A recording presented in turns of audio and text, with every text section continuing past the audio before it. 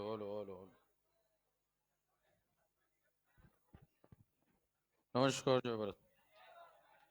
कहाँ तक पहुंच गए थे? खत्म ही होने वाला था मामला। तो कौन कौन सी थ्योरी हो गई थी? ब्रॉन्स्टेड चल रही थी मेरे ख्याल से। कहाँ तक ब्रॉन्स्टेड में आखिरी बात? Conjugate acid base theory merit number 2 done था। मेरिट नंबर 3 पे चलें या मेरिट नंबर 3 भी हो गई थी? एसिड 1 बेस 2 वो भी हो गया था। चलो फिर आगे बढ़ो। मेरिट नंबर 4, बिना बकवास के मेरिट नंबर 4 लिखना शुरू करें। नया चैप्टर शुरू होगा। न, नया शुरू करने में बहुत उत्सुक रहते हो नहीं तुम लोग?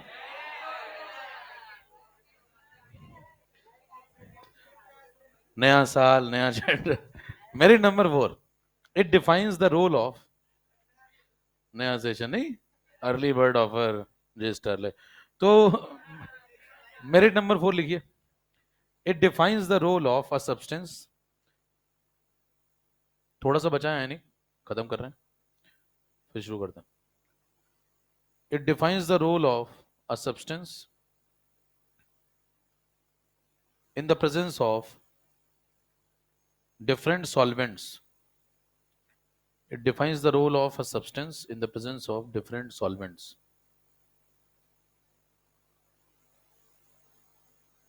जैसे HCl को अगर अलग अलग सॉल्वेंट दिए जाएं, पहले पानी में फेंक दो,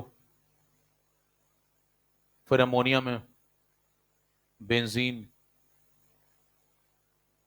एस्टिक एसिड, H2SO4। तो ध्यान दें यहां क्या चेंज कर रहे हैं, बार बार सॉल्वेंट चेंज कर रहे हैं। आर्हेनियस की समस्या यही थी, वो आदमी सॉल्वेंट चेंज नहीं करता था। उसका एक ही सॉल्वेंट था, कौन? ब्रॉन्स्टेड का फायदा ये है कि सॉल्वेंट चेंज करता है। तो मान लीजिए रिएक्शन आपको लिखनी है, इसमें क्या रोल है HCl का? पांचों रिएक्शन में क्या बताना है? Role of HCl, role of HCl बराबर किसने बताना है? डिफरेंट सॉल्वेंट में। तो सॉल्वेंट एक बार पानी, एक बार अमोनिया, एक बार बेंजीन। सबसे पहले जब HCl पानी के पास जाएगा तो पानी तो इसको जानता है, पार्ट 1 में मिल चुका है। क्या कहता है पार्ट 1 में? कि तुम तो बड़े स्ट्रॉन्ग एसिड हो, काफी प्रोटॉन देते हो, तुम्हारा pH 1 तक 0 तक भी गया था, बराबर। तो कैसा एसिड हुआ? स्ट्रॉन्ग। तो HCl ने पानी को खूब सारे प्रोटॉन दिए, बात खत्म हुई। इसका रोल क्या है HCl का? स्ट्रॉन्ग एसिड का रोल है। फिर देखिए HCl जाएगा अमोनिया के पास। अमोनिया क्या करता है? अमोनिया तो वेट करता है कोई आए और मुझे प्रोटॉन दे, थोड़ा बेसिक नेचर का है पानी से। तो बताइए ये चाहता है कोई आए प्रोटॉन दे, तो क्या अमोनिया HCl से और भी ज्यादा प्रोटॉन लेगा? पानी जितने ले रहा था उससे भी। तो बताइए HCl अगर ज्यादा प्रोटॉन देगा तो ये क्या बन गया? Stronger acid. पहले क्या था? स्ट्रॉन्ग। अभी क्या हो गया? ठीक है। अब HCl किसके पास जाता है? बेंजीन के पास। क्या कहता है कि मैंने पानी को खूब सारे प्रोटॉन दिए, अमोनिया ने तो हद ही कर दी थी, अब तुम्हारी बारी है। तो ये क्या कहता है इससे? बेंजीन, ये नॉन पोलर सॉल्वेंट है। कैसा है? तो ये कहता है कि मैं आयन बनाने में इंटरेस्टेड, ना मैं खुद बनाता ना किसी को अपने अंदर आयन बनाने। तो बताइए कोई रिएक्शन यहाँ पे नहीं होगी, आयन ही नहीं बनेंगे। तो रोल कैसा हुआ HCl का? Neither acid nor base. अगले पे जाइए। HCl किसके पास गया? क्या कहता है एसिटिक एसिड से? कहता है पानी को बहुत सारे प्रोटॉन दिए, अमोनिया तो हद ही कर रहा था, और बेंजीन थोड़ा अलग टाइप का था, अब तुम्हारी बारी है, ले शुरू हो जाओ प्रोटॉन लेना। तो एसिटिक एसिड क्या कहता है वापस इससे? कहता है यही प्रोटॉन देने का काम मेरा भी है।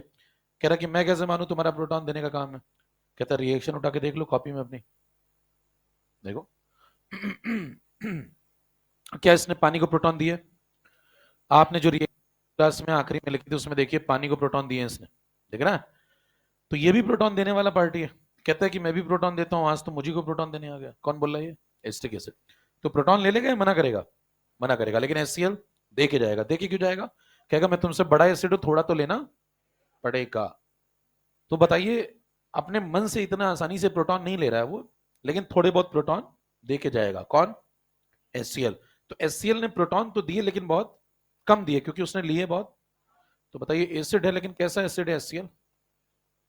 वीक एसिड है। तो बताइए वही HCl जो है पहले जो स्ट्रॉन्ग एसिड बन के घुमा करता था, कहां पे? आर्हेनियस के जमाने में। दिख रहा है? आर्हेनियस ने बोला था तुम्हारा बहुत जोरदार एसिड हो और किसी को भी प्रोटॉन दे के आ जाया करो। आज देखिए बहुत कम प्रोटॉन ले रहा है। कौन? Acetic acid, weak acid. कल को बताइए HCl जाता है किसके पास? H2SO4 के पास। क्या बोलता है उससे? अपना पूरा इतिहास बताएगा ना, कह रहा पानी को खूब सारे प्रोटॉन दिया, अमोनिया तो मान ही नहीं रहा था, जाने नहीं दे रहा था। बेंजीन अलग टाइप का था, नॉन पोलर, उसकी बात छोड़ दो। एस्टिक एसिड मना कर रहा था, उसको भी दे के आया हूं। अब तुम्हारी बारी है।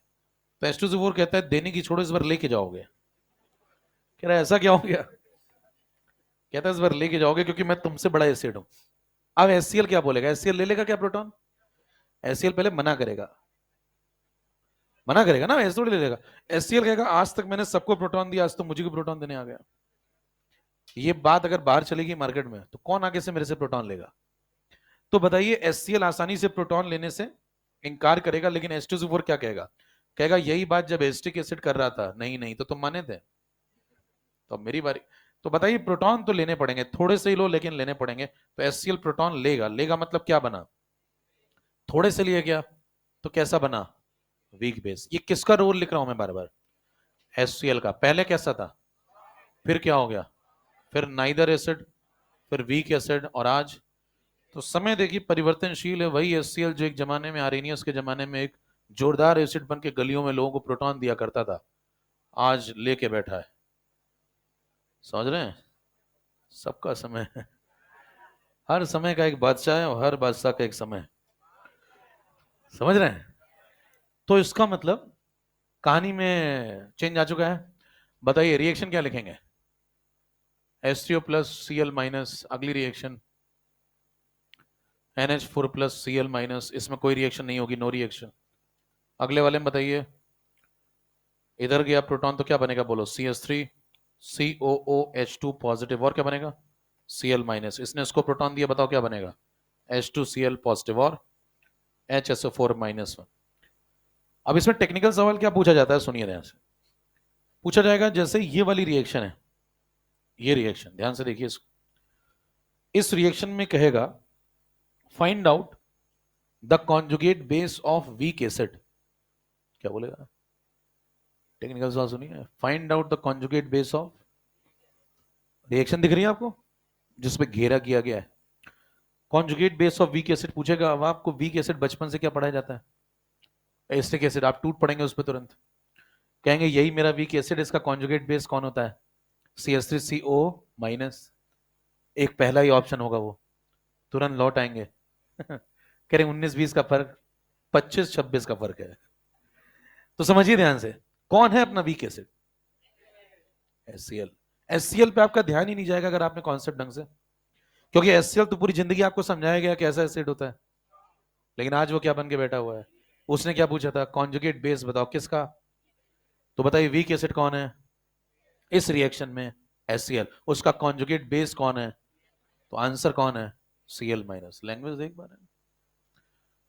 तो इस प्रकार के जितने भी प्रश्न आते हैं उसमें एक कॉन्सेप्ट ध्यान में रखिए, अगर लेने वाली पार्टी कम ले रही है तो देने वाली पार्टी भी कम देगी। बराबर, सिंपल लॉजिक है। अगर सामने वाला कम प्रोटॉन ले रहा है तो इधर वाला, लेन देन का है मामला, प्रोटोजेनिक प्रोटोफिलिक। उधर वाली पार्टी अगर कम ले रही थी, इधर वाली पार्टी कम देगी। तो बताइए HCl कैसा हुआ? कम देने वाला, यानी कि कैसा एसिड? कमजोर एसिड। तो एस्टिक एसिड का रोल क्या है? कम लेने वाला। प्रोटॉन की बात हो रही, ब्रोंस्टन थ्योरी, कम लेने वाला। कम लेने वाला मतलब कैसा है एस्टिक एसिड यहाँ पे? Weak base. समझ पा रहे हैं? कीजिए। तो ये सब सवाल जब आते हैं तो फिर घोड़े खुल जाते हैं। देश आजाद। कहते मैंने तो कोर्स बहुत जल्दी खत्म किया था, मेरे को क्यों भेज रहे हो घर? तो ये है थोड़ा सा। तो तैयार होके जाइए, एग्जाम है। एग्जाम्पल नंबर 2 चले, थोड़ा तेज खींचेंगे। नए दर्शक आए हुए हैं, इंतजार कर रहे होंगे वो लोग कैंची लेकर के। फीता काटना है उनको, 2 दिन आएंगे वो, उसके बाद फिर आराम से घर में बैठ जाएंगे, कह रहे मैं ऑनलाइन देखूंगा, रसना पीते हुए पढ़ूंगा।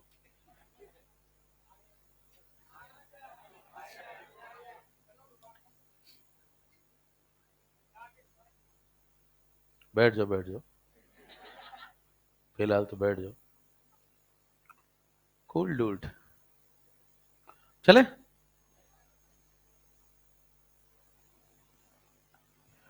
अगला एग्जाम्पल लीजिए। एस्टिक एसिड को आपने फेंका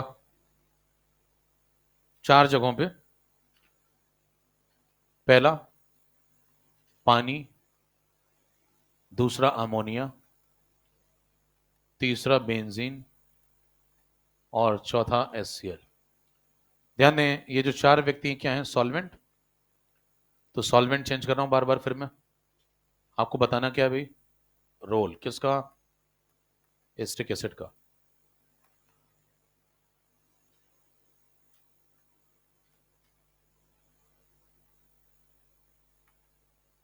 शुरू करें। बताइए पहले में, इस बार आपको खुद भी समझ में आना चाहिए, कर चुके हैं एक बार। सबसे पहले एस्टिक एसिड पानी के पास जाएगा, थोड़े से प्रोटॉन देगा। क्यों थोड़े से, क्यों देगा, पार्ट 2 में मिला था, पार्ट 2 में मिला था, वीक एसिड है, पानी को पता है ये वीक एसिड है। तो एस्टिक एसिड का रोल क्या हुआ भाई, वीक एसिड। फिर वही एस्टिक किसके पास, एस्टिक एसिड किसके पास जाएगा, अमोनिया। अमोनिया के ज्यादा प्रोटॉन लेगा, थोड़ा बेसिक नेचर का है, तो एस्टिक एसिड ज्यादा प्रोटॉन देके आएगा। बताइए क्या बन गया, स्ट्रॉन्ग एसिड।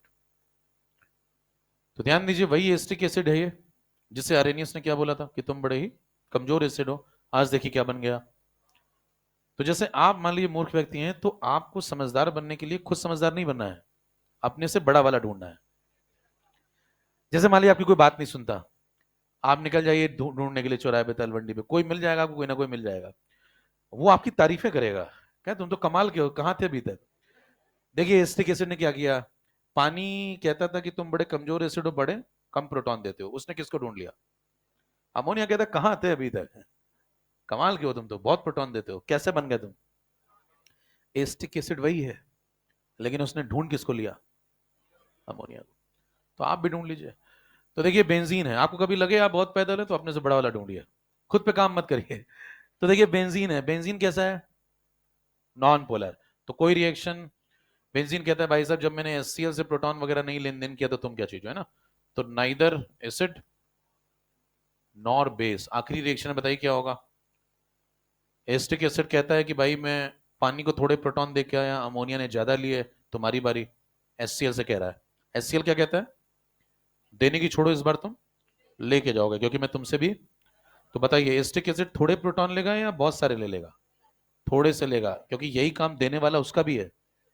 एस्टिक एसिड का काम भी तो क्या है भाई, लॉजिक समझिए, प्रोटॉन देने वाला। तो इतनी आसानी से थोड़ी प्रोटॉन ले लेगा वो, कहेगा लेंगे लेकिन थोड़े से ही प्रोटॉन लेंगे। तो HCl क्या थोड़े प्रोटॉन देगा इसको। तो बताइए एस्टिक एसिड ने थोड़े से प्रोटॉन लिए, लिए तो क्या बना, बेस, थोड़े से लिए तो क्या बना, वीक बेस। क्लियर है। रिएक्शन बताइए।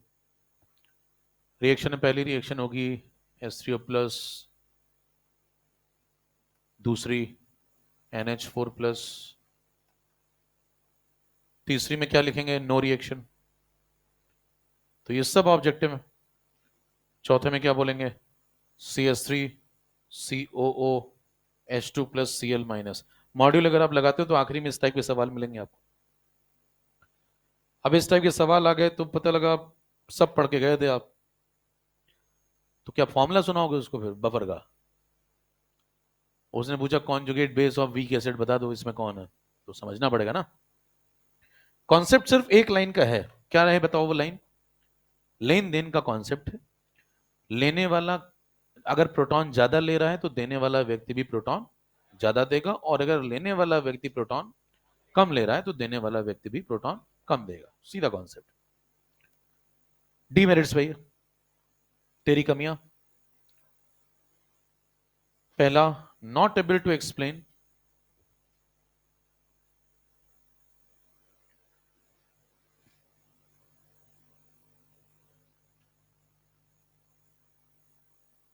पहला point, not able to explain the nature of substance in the presence of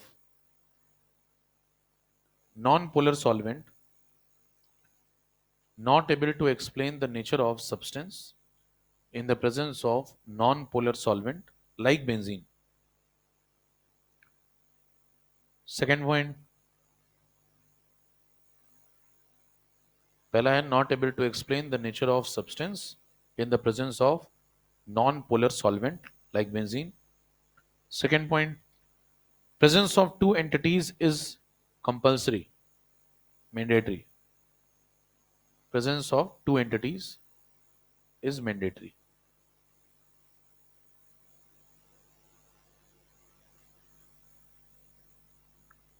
अगला point, not able to explain the nature of boron trifluoride BF3 and AlCl3.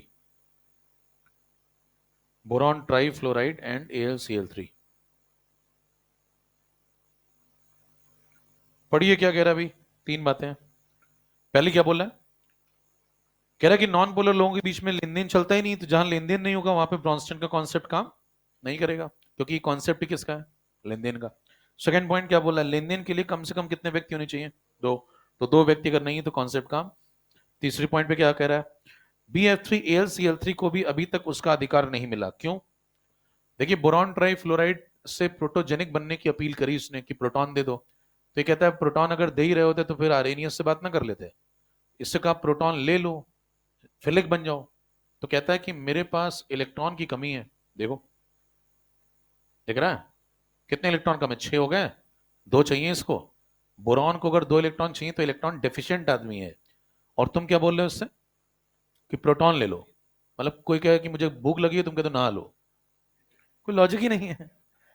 वो मांग रहा है इलेक्ट्रॉन, तुम दे रहे हो उसको, तो लेने से भी मना कर देगा, प्रोटोफिलिक भी नहीं बन सकता और प्रोटोजेनिक तो है ही नहीं। तो बताइए इसके बारे में कुछ समझा नहीं पाए, आगे बढ़िए, लिस्ट बनाते हैं। लुइस थ्योरी पे आइए, आखिरी थ्योरी खत्म करते हैं। Henry Louis theory. लुइस ने कहा कि अगर आप चाहे प्रोटोजेनिक प्रोटोफिलिक वगैरह नहीं है, तो लुइस ने इलेक्ट्रॉन पे ले आया मामले को, कहा कि दो प्रकार के कॉन्सेप्ट हैं, कौन कौन से, किसी के पास इलेक्ट्रॉन ज्यादा होंगे, किसी के पास इलेक्ट्रॉन, कितनी थ्योरी हो गई अभी तक, दो। तीसरी थ्योरी है लुइस थ्योरी, या तो आप इलेक्ट्रॉन डेफिशिएंट होंगे, है ना, अगर इलेक्ट्रॉन डेफिशिएंट हैं आप तो इलेक्ट्रॉन ले लो, अगर आप इलेक्ट्रॉन ले लेंगे तो बताइए क्या हो जाएगा फिर, जैसे बोरॉन ट्राइफ्लोराइड इलेक्ट्रॉन डेफिशिएंट ले लेगा। दूसरा, अगर आप इलेक्ट्रॉन आपके पास ज्यादा हैं तो डोनेटर बन जाओ, सरप्लस में तो क्या बन जाओ, जैसे एग्जांपल के तौर पे अमोनिया, अमोनिया के पास बताइए क्या, लोन पेयर, तो क्या करेगा अमोनिया, अपने लोन पेयर इसको डोनेट कर देगा। तो इनके दो कॉन्सेप्ट थे, जो डोनेटर बनेगा वो इनके अकॉर्डिंग कौन है, लुइस बेस, और जो इलेक्ट्रॉन एक्सेप्ट करेगा डेफिशिएंट होगा वो व्यक्ति कैसा है, लुइस एसिड। खींचे, तो यहां प्रोटोजेनिक प्रोटोफिलिक वाली बात भी समाप्त हो गई। अब बताइए बोरॉन ट्राइफ्लोराइड को क्या उसका अधिकार मिल गया, इलेक्ट्रॉन डेफिशिएंट है, क्या बनेगा वो लुइस एसिड। दो प्रकार के लोग हैं खेल में, एक लुइस एसिड और एक लुइस बेस, एक के पास इलेक्ट्रॉन कम है और एक के पास इलेक्ट्रॉन,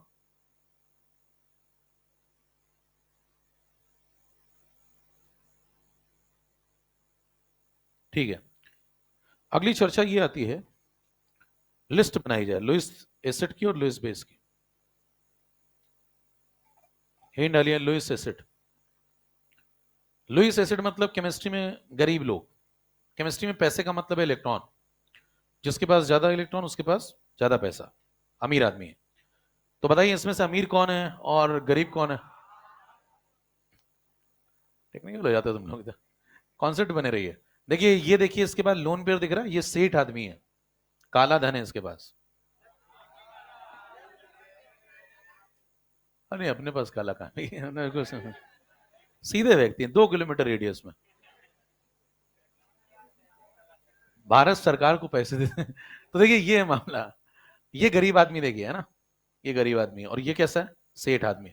तो जिसके पास इलेक्ट्रॉन की कमी होगी, इलेक्ट्रॉन का मतलब पैसा, वो कैसा है? गरीब आदमी, लोएस्ट एसिड। और जिसके पास इलेक्ट्रॉन ज्यादा है वो कैसा है? Lowest base. लिस्ट किसकी बनाने जा रहे हैं हम लोग?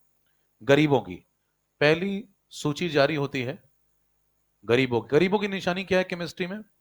इलेक्ट्रॉन की कमी। इलेक्ट्रॉन की कमी का साइन क्या है? पॉजिटिव, है ना? इलेक्ट्रॉन कम तो कैसा? पॉजिटिव। Li+, Na+, K+। चर्चा करिए इसमें ज्यादा गरीब कौन है? देखिए जब हम नीचे की तरफ जाते हैं तो नीचे की तरफ जाने पे एक ही ग्रुप के हैं ये लोग, तो साइज क्या होगा? बढ़ेगा घटेगा? साइज बढ़ेगा। तो बताइए पॉजिटिव चार्ज डेंसिटी निकाल लो इनकी। पॉजिटिव चार्ज डेंसिटी का मतलब होता है गरीबी की इंतहा। भाई पॉजिटिव चार्ज का मतलब गरीबी, और जितना डेंस पॉजिटिव चार्ज है कम जगह में रखा है तो गरीबी की इंतहा उतनी ज्यादा है। बताइए इनमें क्यू बाई वी चेक करिए। क्यू सबका सेम है क्या? तीनों का +1 +1 +1, तो क्यू सबका कैसा हो गया? सेम। और जिसका वॉल्यूम सबसे कम होगा उसकी पॉजिटिव चार्ज डेंसिटी सबसे ज्यादा होगी। बताइए क्या Li+ वाले में साइज सबसे कम है? इसका साइज अगर मिनिमम है तो क्या इसकी पॉजिटिव चार्ज डेंसिटी मैक्सिमम होगी? और अगर इसकी पॉजिटिव चार्ज डेंसिटी मैक्सिमम होगी तो बताइए क्या गरीबी की इंतहा सबसे ज्यादा इसी के पास है?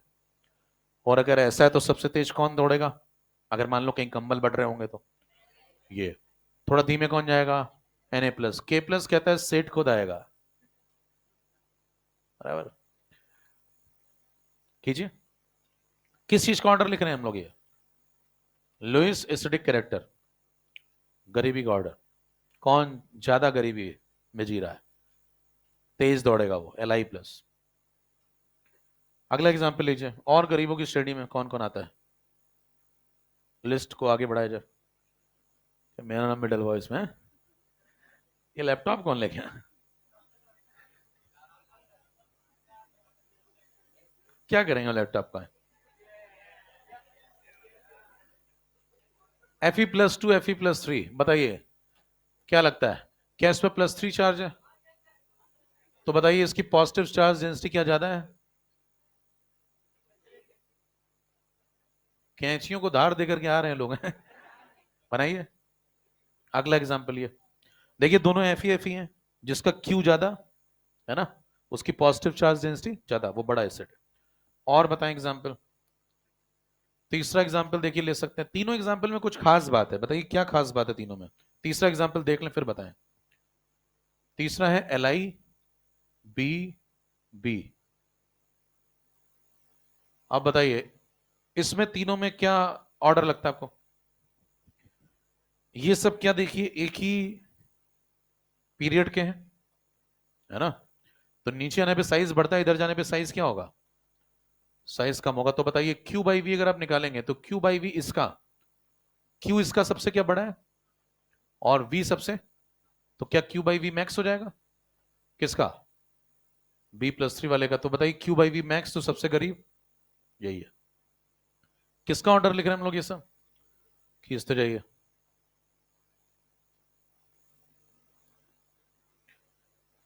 और कौन गरीब है भाई? और लिस्ट आगे बढ़ाइए।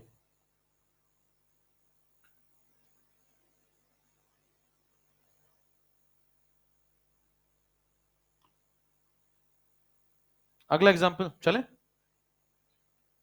ये हो गया? जल्दी कीजिए, इससे पहले कैंचियों की धार खत्म हो जाए।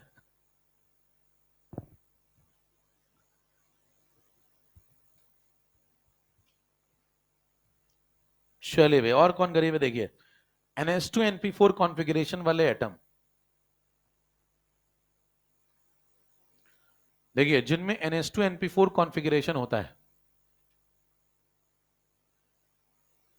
ऐसे जो एटम्स होते हैं जैसे ऑक्सीजन, सल्फर, चेक करिए इनऑर्गेनिक पढ़ते हैं आप। यस।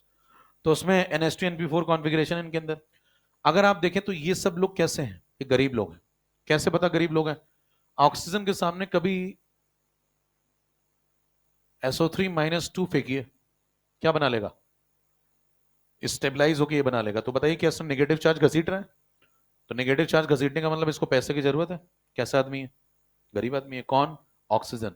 सल्फर भी यही करता है, देखिए इसके सामने SO3-2 फेंको तुरंत घसीटेगा, और बनाएगा S2O3-2। तो ये सब लोग कैसे हैं? Lewis acid. खींचते जाइए। और गरीबी कैसे आती है? कुछ लोग पहले मान लो अमीर थे, बाद में उनको लूट लिया गया, तो भी गरीब हो सकते हैं। अब इस प्रकार के गरीब कौन होते हैं? देखिए,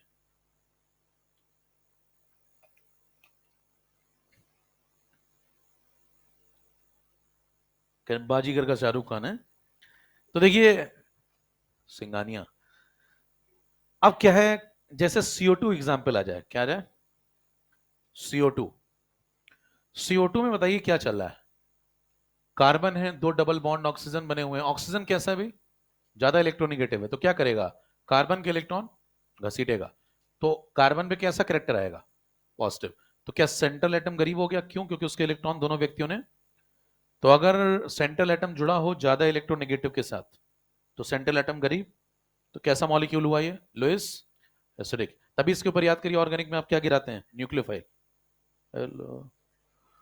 ठीक है, SO2, SO3, ये सब भी कैसे हैं? गरीब, लूटे गए हैं सब। देखिए, इनको सल्फर को कितने ऑक्सीजन ने लूटा है? दो। यहां पे कितने ने लूटा है? तीन। तो ज्यादा गरीब कौन हुआ? देखिए, इसको तीन तीन ऑक्सीजन लूट रहे हैं, तो क्या इसके ऊपर पॉजिटिव करेक्टर ज्यादा आएगा? इसको दो लूट रहे हैं, तो इसके ऊपर पॉजिटिव करेक्टर, ये ज्यादा गरीब है। गरीबों की सूची समाप्त हुई, अब सेठों पे आइए। सेठ में पहले RS सर का नाम लिख दूं क्या?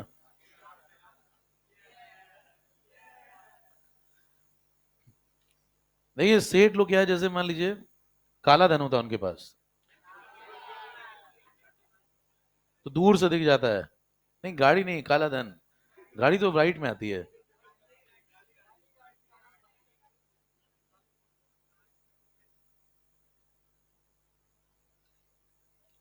देखिए, आइए चर्चा करें। चले, हेड डालिए लुईस बेस।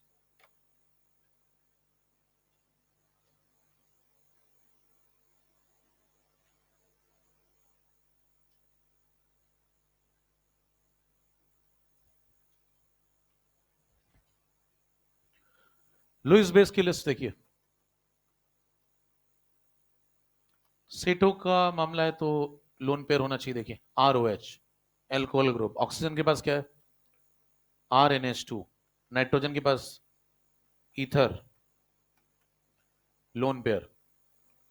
अमोनिया तो है ही है। तो जिनके पास, देखिए, लोन पेयर का मतलब होता है काला धन। कोई आदमी मान लो बहुत पैसा इधर उधर बांट रहा है ना, रोज ही कंबल बांटता हो, तो समझ जाइए कि मतलब काला धन है उसके पास। Cl- नेगेटिव चार्ज लेके बैठा हुआ है ना। NO3-, SO4-2। ये सब कैसे हैं? सब सेठ लोग हैं। सेठों की निशानी क्या है? Negative charge, negative content.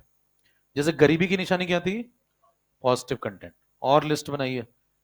Xenon के कुछ कंपाउंड जैसे XCF2, ये सब डायरेक्ट एग्जाम्पल आते हैं तो पता होने चाहिए सब। XCF4, XCF6। देखिए, जिनॉन के पास कितने इलेक्ट्रॉन थे?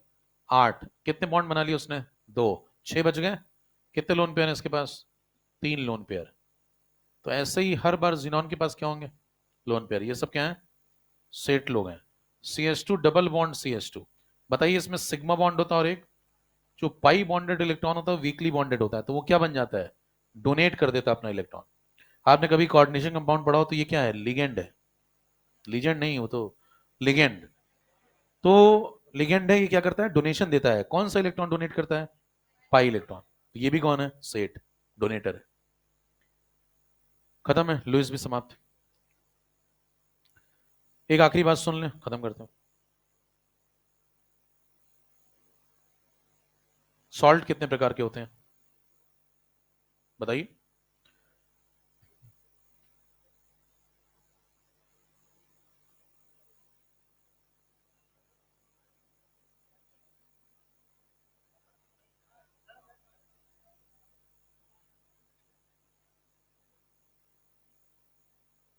ठीक हो?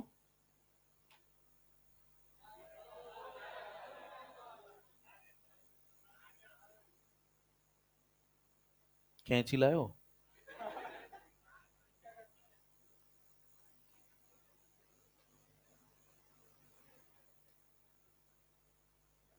देखिए, सॉल्ट देखिए, एक सवाल ये भी आता है,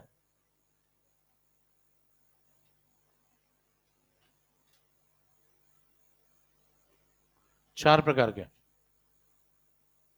तो एक प्रश्न आपको मिलेगा जो आप सवाल लगाएंगे, पहचानिए कौन सा सॉल्ट है। तो क्लियर अंतर आपको पता होना चाहिए, नहीं तो फिर वो आपको पहचान लेगा। तो सॉल्ट होते हैं चार प्रकार के। कौन कौन से? Simple salt, double salt, complex salt, mix salt. Simple salt तीन प्रकार के। सिंपल तीन प्रकार के कौन कौन से? Normal salt, acidic salt. लोकतांत्रिक बातें करें, सब सुनाई पड़ता है रिकॉर्ड में जाता है। माननीय सांसद, बात का ध्यान रखें। नॉर्मल सॉल्ट, एसिडिक सॉल्ट, सोच आप कुछ भी सकते हैं, बोलना नहीं है। नॉर्मल सॉल्ट, एसिडिक सॉल्ट और बेसिक सॉल्ट।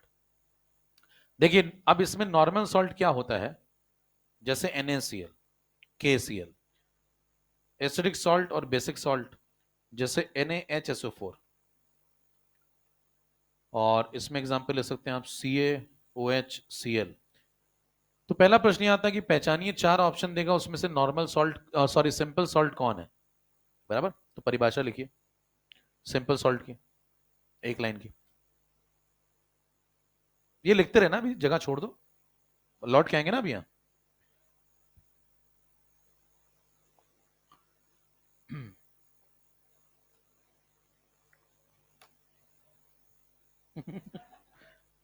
बस और आखिरी बात है, चर्चा आखिरी पायदान पे है। लिखिए सिंपल सॉल्ट में जल्दी। It is formed by the neutralization of, अरे नोट करो, ठीक है, पहुंचा क्या हो क्या उसमें? आपको लगता है मैं जाने वाले को भी देखता हूँ या आने वाले को बुलाता हूँ? नेचर नहीं, ऊपर उठ चुके हैं, इन सब बातों से ऊपर उठ चुके हैं। व्यक्ति को आना होगा, भगवान के पास खुद आएगा।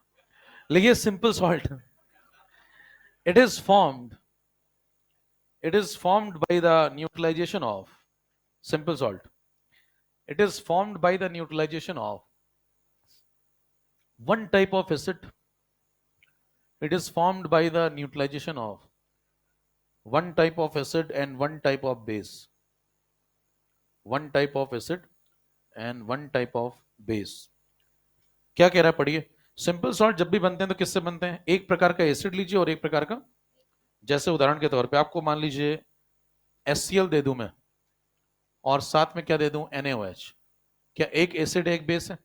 इसका प्रोटॉन हटा दो, इसका क्या बना, NaCl। क्या है? Simple salt. बराबर। अगला एग्जांपल लीजिए, जैसे आपको ये समझाना है ये सिंपल सॉल्ट क्यों है। NaOH ले लो और साथ में क्या ले लो, H2SO4। क्या करो, एसिड का एक प्रोटॉन हटा दो, बेस का एक, क्या बना बताओ, NaHSO4। क्या है? Simple salt. बेसिक सॉल्ट भी देखिए, ये वाला भी सिंपल सॉल्ट है। कैसे बनाओगे ये, एक तरफ कैल्शियम हाइड्रोक्साइड ले लो और दूसरी तरफ HCl ले लो, इसका एक प्रोटॉन हटाओ, इसका एक OH हटाओ, बताओ क्या बना, CaOHCl। क्या है? Simple salt. तो सिंपल सॉल्ट हमेशा किससे बनते हैं, वन टाइप ऑफ एसिड। बनाइए।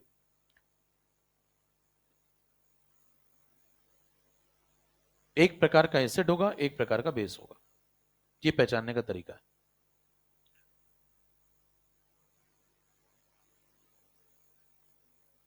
पानी पिलाओ भैया को, चाय वाय भिजवाएं, चाय लेंगे। ठीक, अच्छा लगा ना किसी ने पूछा तो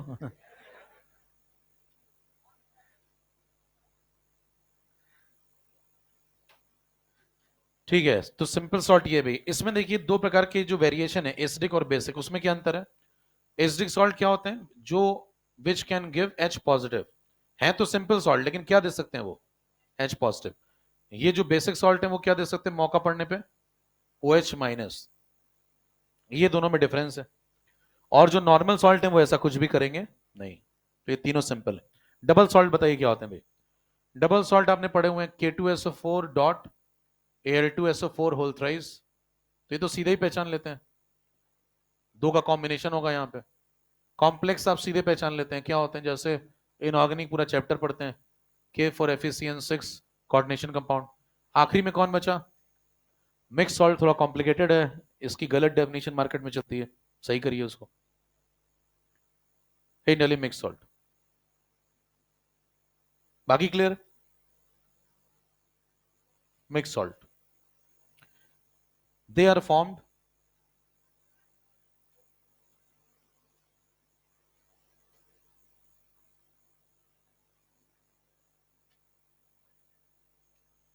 शांति बनाए रखें, लिखें mix salt, they are formed by the neutralization of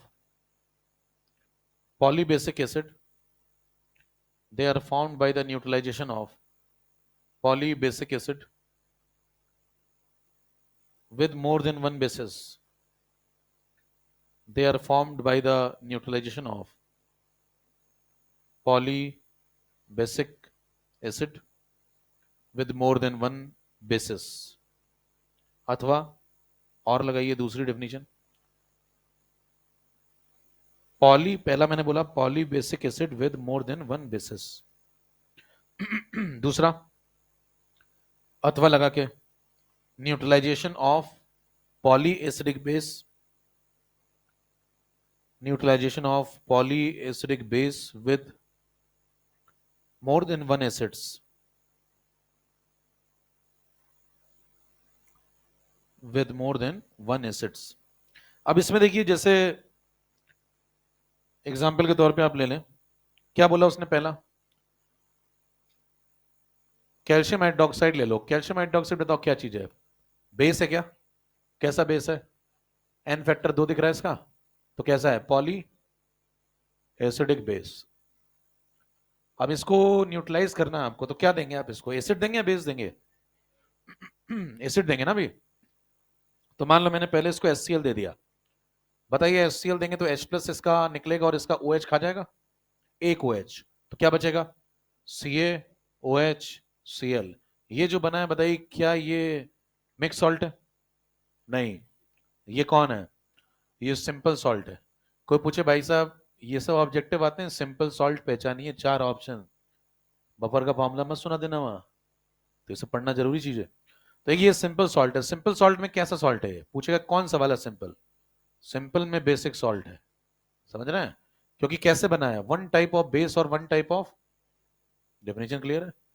फिर अगला मुद्दा आता है कि कई लोग मिक्स सॉल्ट इसी को समझ लेते हैं गलती से, क्योंकि मिक्स सॉल्ट की डेफिनेशन क्या लिखी जाती है किताबों में, जिसके पास एक से अधिक कैटायन या फिर एक से अधिक एनायन होते हैं उसे मिक्स सॉल्ट बोलते हैं, ऐसा सुनते हैं लोग, जो कि गलत है।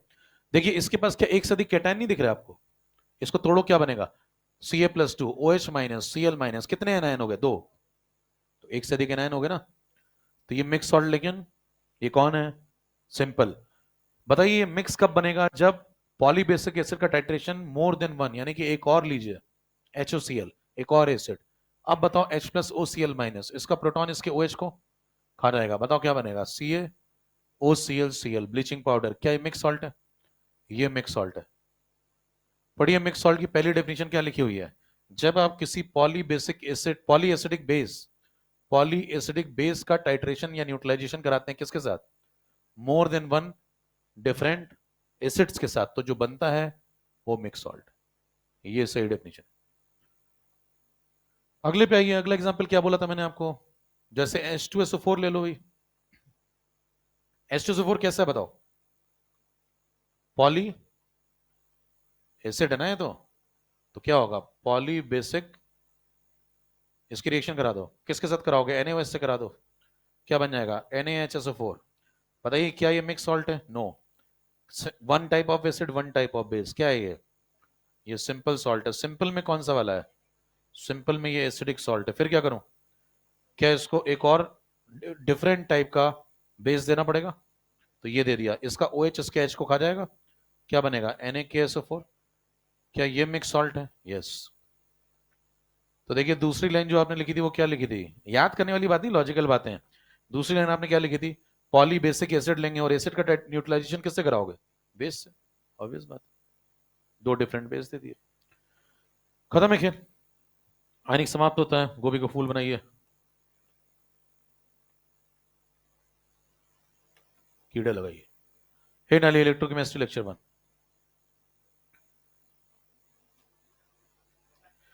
कैंची लाए हो तो आगे जो लोग कैंची लाए हैं धारदार आगे आ जाइए।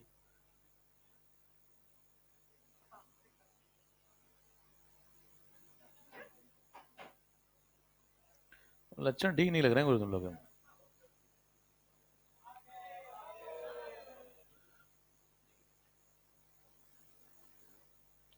हिंट डालिए, इलेक्ट्रोकेमिस्ट्री लेक्चर 1।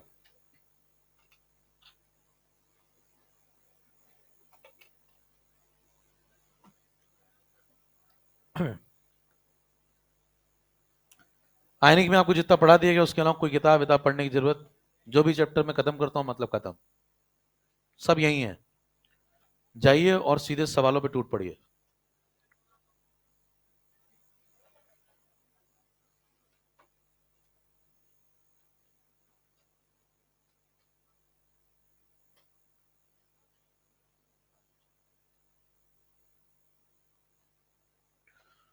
चलें,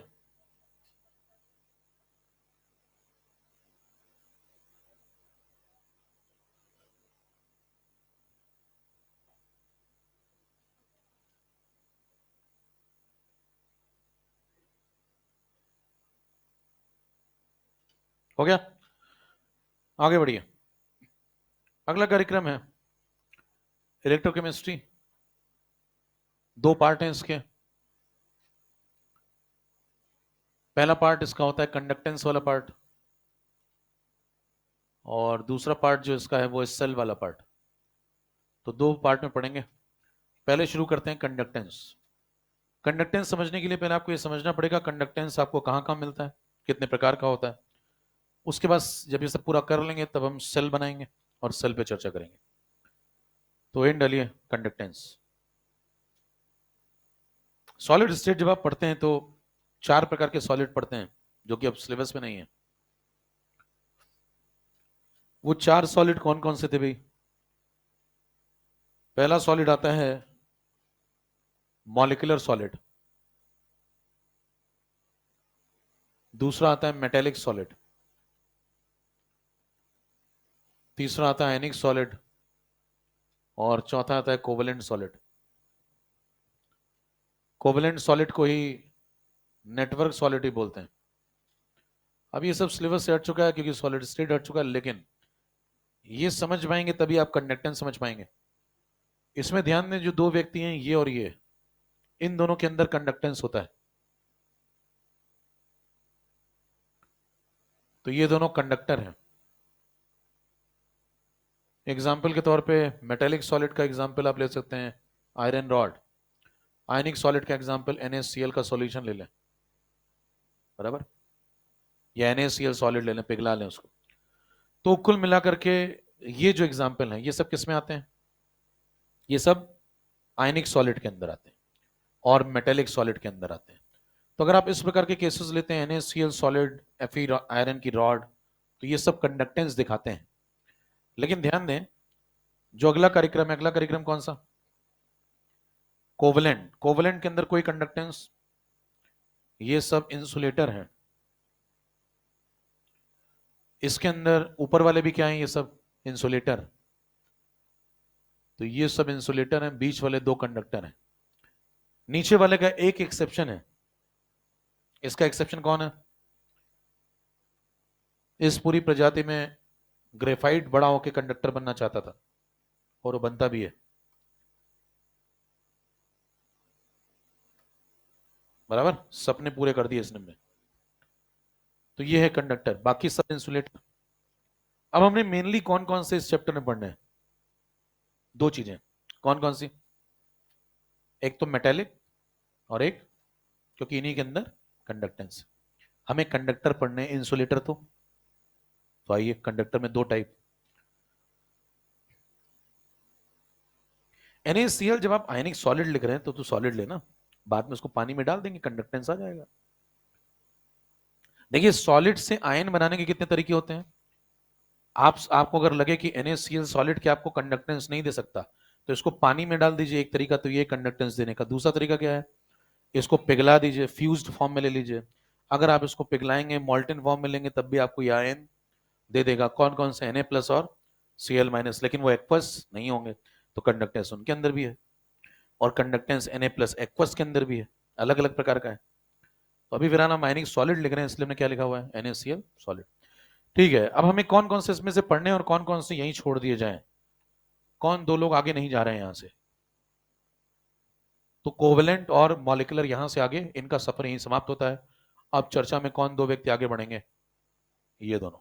हिंट डालिए, एक तरफ मेटेलिक और एक तरफ आयनिक, बीच में लाइन अंतर लिखेंगे। दो प्रकार के कंडक्टर हैं, मेटेलिक और आयनिक।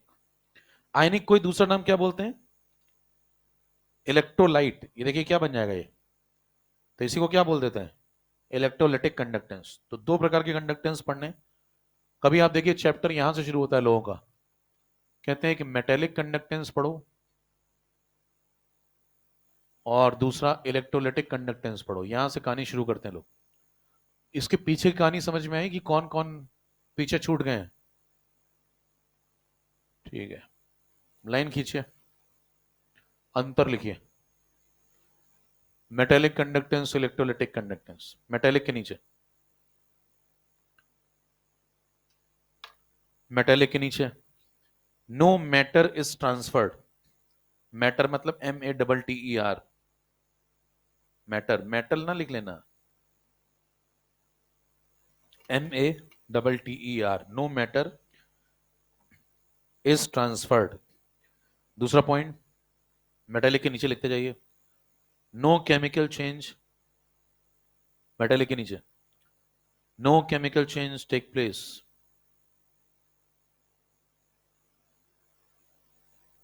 तीसरा point, charge carriers are free electrons, free electrons. बगल में आओ, इलेक्ट्रोलिटिक के नीचे लिखो, matter is transferred, matter MATTER, matter is transferred. Second point, electrolytic में ही chemical change take place, chemical change take place.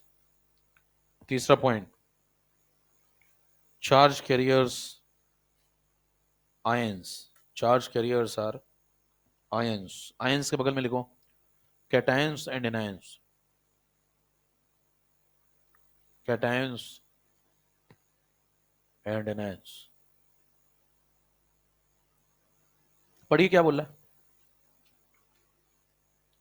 कह रहा है कि भाई जो पहला वाला है इसमें किसी प्रकार का कोई मैटर ट्रांसफर, जैसे उदाहरण लीजिए आप, तो इसका पहले वाले का एग्जांपल बताओ क्या है, आयरन रॉड। आयरन रॉड में कंडक्टेंस है या नहीं, पहला सवाल तो यही उठता भी है ना। तो मान लीजिए कोई बहुत ही ज्यादा बुद्धिजीवी व्यक्ति, वो जानना चाहता है कि कंडक्टेंस होता है या नहीं होता है, तो उससे कह दो एक लोहे की रॉड ले आओ, दो लोग आना, एक देखने के लिए भी तो होना चाहिए ना क्या हो रहा है। तो दो दोस्त मान लो, एक का नाम है सुनील, एक का नाम बबलू। सुनील को जो है एक लोहे की रॉड पकड़ा दो, बबलू रील बनाएगा, वायरल भी तो होना है। तो बताइए, सुनील को कहा मैंने लोहे की रॉड पकड़ लो, खंबा है, खंबे पे जाके लगा दो। तो जैसे खंबे पे लोहे की रॉड लगाएगा वो, सुनील को झटके महसूस होंगे, बबलू रील बना रहा होगा। उसको पहले समझा दिया होगा कि रील छोटी बनाना, नहीं तो फिर अगली बार वायरल नहीं हो पाओगे। तो रील छोटी बनानी, 30 सेकंड की बनानी है वैसे, है ना, उससे व्यूज ज्यादा आते हैं। तो जैसे मान लीजिए उसने ऐसे खंबे पे लगाया, तो झटके लगे उसको और रील बनाई उसने। फिर कह रहे हैं रील रोकनी कब है, जब झटके महसूस हो जाए, समझ में आ जाए हाँ भाई झटके वाकई लग रहे हैं। तो फिर एक लकड़ी लाना, उससे बोला था पहले ही, लकड़ी लाना, उसके हाथ पे मार देना। ऐसा नहीं लोहे की ले आया फिर से उसके हाथ में मारा, आपकी भी रील बन गई। तो इसका मतलब यह है कि जैसे वो लकड़ी उसके हाथ पे मारेगा, लोहे की रॉड छूट जाएगी, फिर वो गिर जाएगा इधर। आपको क्या समझ में आया इस पूरे एक्सपेरिमेंट से, कि लोहे की रॉड में कंडक्टेंस होता है, अगर नहीं होता तो फिर उसको झटके, कंडक्टर है इसीलिए उसको झटके महसूस हुए। तो पहली बात समझ में साबित हो जाती है कि आयरन की रॉड में कंडक्टेंस होता है। ठीक है, फिर उसके बाद से कहो कि एक और बात आपने लिखी हुई है कंडक्टेंस के बाद, इसमें किसी प्रकार का कोई मैटर ट्रांसफर नहीं होता। तो उससे कहो कि आयरन की जो रॉड थी उसका मास पहले ले लेना कितना वजन था, और जब ये सब पूरी रील बन जाए उसके बाद उसका मास ले लेना। मास में कोई अंतर ना बढ़ेगा ना तो कोई मास ट्रांसफर कहीं पे हुआ नहीं, ये भी साबित हो गया। अगला पॉइंट क्या बोल रहा है, यहां पे किसी प्रकार की केमिकल रिएक्शन नहीं होती, no chemical change. No chemical change कैसे साबित करोगे? उस आयरन की रॉड पे आप ये सब करने से पहले आप देखिए, जैसी थी बिल्कुल वैसी बाद में भी रहेगी। कोई ऑक्साइड, कोई नाइट्राइट, कोई कलर चेंज वगैरह ऑब्जर्व, तो मतलब कोई केमिकल रिएक्शन जैसी चीज वहां पे हो नहीं रही है। तो आप कहेंगे किसी प्रकार का कोई केमिकल चेंज यहाँ पे नहीं हुआ। एक और बात क्या क्या बोली, no matter transfer, no chemical change. एक बोला है कि चार्ज के कैरियर्स कौन होते हैं। तो फिर सवाल उठता है कि अगर कंडक्टेंस है तो कंडक्टेंस किसकी वजह से? तो वो जो उसके अंदर फ्री इलेक्ट्रॉन्स हैं, जिनको हल्की सी एनर्जी मिलती है तो फ्री हो जाते हैं वो, उनकी वजह से कंडक्टेंस है। ठीक है। फिर एक मान लीजिए उसका दूसरा जो दोस्त था बबलू, वो कहता है कि इस बार हम समझेंगे। क्या समझना है उसको? Electrolytic conductance. बबलू क्या कहेंगे, एक कंटेनर लो, कंटेनर के अंदर पानी भरो, पानी में NaCl मिला दो, बराबर, और NaCl मिला करके दो तार ऐसे लगा दो, सर्किट से कनेक्ट कर दो, अब अपना हाथ इसमें डालो, बराबर। तो बताइए नमकीन पानी है, और दो वायर लगा के आपने कहीं जाके सॉकेट से उसको कनेक्ट कर दिया, किसी बैटरी वगैरह से जोड़ दिया, फिर अपने हाथ डालेंगे आप उसको तो आपको झटका महसूस होगा क्या? बराबर। तो बबलू को झटका महसूस हुआ, रील कौन बना रहा है? सुनील। तो बताइए थोड़ी देर बाद उसको वापस भी निकालना है, तो फिर से उसने उसको धक्का मारा, मान लो लकड़ी गड़ी से, और वो गिर गया। उससे पूछा कैसा लगा, उसने कहा झटका लगा। इसका मतलब कंडक्टेंस था, किसके अंदर था? NaCl के सॉल्यूशन के अंदर भी कंडक्टेंस था। इस कंडक्टेंस को क्या बोलते हैं? दूसरा कंडक्टेंस कौन सा वाला? इसका एग्जाम्पल आ चुका है आपके सामने, NaCl एक्वस। ठीक है। और क्या बोल रहा है, इसके अंदर मैटर का ट्रांसफर होता है, यस। तो प्रश्न है कि समझाओ कैसे होता है। और क्या बोल रहा है, इसके अंदर केमिकल चेंज भी होता है, तो ये समझाओ कि केमिकल चेंज कैसे होता है। इसके लिए आपको पढ़नी पड़ेगी इलेक्ट्रोलिसिस। क्या पढ़नी पड़ेगी? इलेक्ट्रोलिसिस आगे पार्ट है किसका, जब हम सेल पढ़ेंगे तो सेल के अंदर एक पूरा हिस्सा है, कौन सा सेल? Electrolytic cell. क्या है? वहां चर्चा होगी डिटेल में, लेकिन अभी फिलहाल थोड़ी सी चर्चा ले लीजिए, हल्की सी, हल्की सी चर्चा ऐसी ले लीजिए कि इस कैसे होता है ऐसा। देखिए इसमें कंटेनर लेते हैं, कंटेनर के अंदर दो रॉड लगा देते हैं इनर्ट इलेक्ट्रोड की, जैसे प्लेटिनम ग्रेफाइट कुछ ले लिया, इसको बैटरी से ऐसे कनेक्ट कर देंगे, और बैटरी से कनेक्ट करने के बाद यहां पे क्या भर देंगे अंदर? NaCl का सॉल्यूशन। वो फ्यूज्ड भी भर सकते हैं आप, एक्वस भी भर सकते हैं, आपकी इच्छा है। दोनों एक्सपेरिमेंट करेंगे बाद में।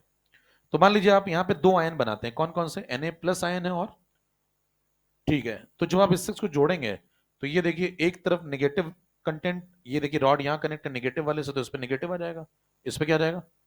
और पॉजिटिव की तरफ क्या चला जाएगा? नेगेटिव। और नेगेटिव की तरफ क्या चला जाएगा? एक तरफ ऑक्सीडेशन शुरू हो जाएगा और एक तरफ।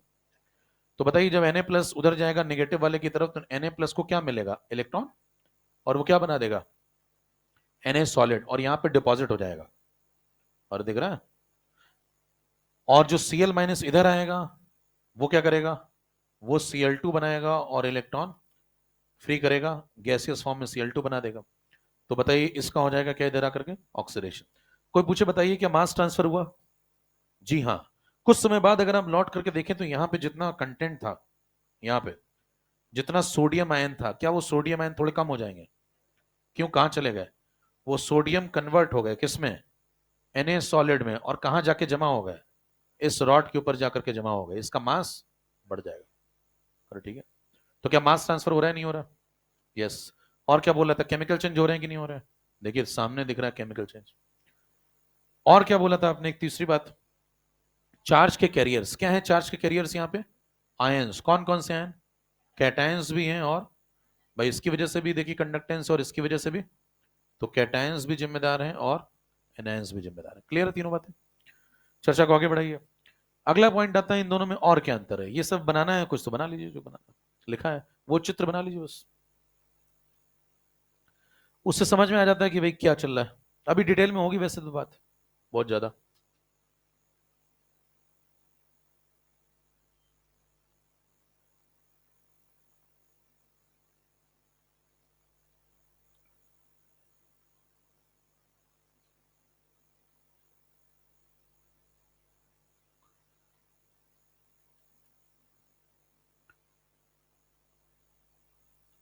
और यहाँ पे रिएक्शंस जो हमने कराई है ये वाली, ये फ्यूज्ड की होती है। एग्जाम्पल तो एक्वस लिखा हुआ, लेकिन ये किसकी होती है? तो आगे इसमें चर्चा होगी NaCl फ्यूज्ड क्या होता है, NaCl एक्वस क्या होता है, दोनों की रिएक्शन में क्या डिफरेंस होता है, वो सब आगे का पार्ट है। किसका? जब हम पढ़ेंगे क्या डिटेल में, इलेक्ट्रोलिसिस, बराबर। लेकिन फिलहाल मान लीजिए सिंपल सिंपल रिएक्शन चल रही है अगर Na+Cl- की, तो क्या चल रहा है, फ्यूज्ड। पानी वहां पे एब्सेंट है, Na+ कन्वर्ट हो गया Na में, Cl- कन्वर्ट हो गया Cl2। अगली चर्चा पे आइए, टेम्परेचर अगर दोनों जगह बढ़ाया जाए तो रेजिस्टेंस का क्या होगा, कंडक्टेंस का क्या होगा। चले, हो गया। एक तरफ मेटेलिक फिर से, और एक तरफ इलेक्ट्रोलिटिक। अगला अंतर,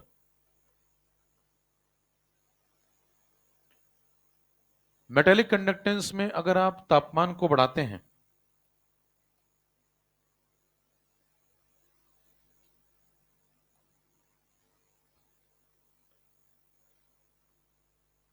तो तापमान बढ़ने पे आप पाएंगे कि रेजिस्टेंस बढ़ जाएगा, जबकि जब आप इलेक्ट्रोलिटिक में तापमान को बढ़ाते हैं तो आप पाएंगे रेजिस्टेंस कम हो जाएगा। और रेजिस्टेंस का उल्टा क्या होता है, कंडक्टेंस। तो रेजिस्टेंस अगर आप समझ गए तो कंडक्टेंस अपने आप समझ जाएंगे। अगर रेजिस्टेंस बढ़ा है तो कंडक्टेंस उल्टा है उसका जस्ट, और रेजिस्टेंस अगर कम हुआ है तो कंडक्टेंस।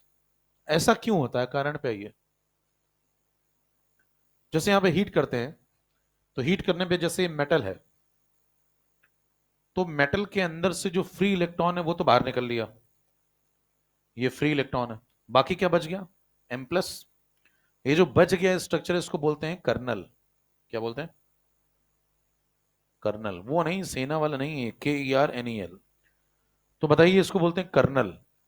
अब बताइए इलेक्ट्रॉन अलग हो गया और M+ अलग हो गया, बराबर।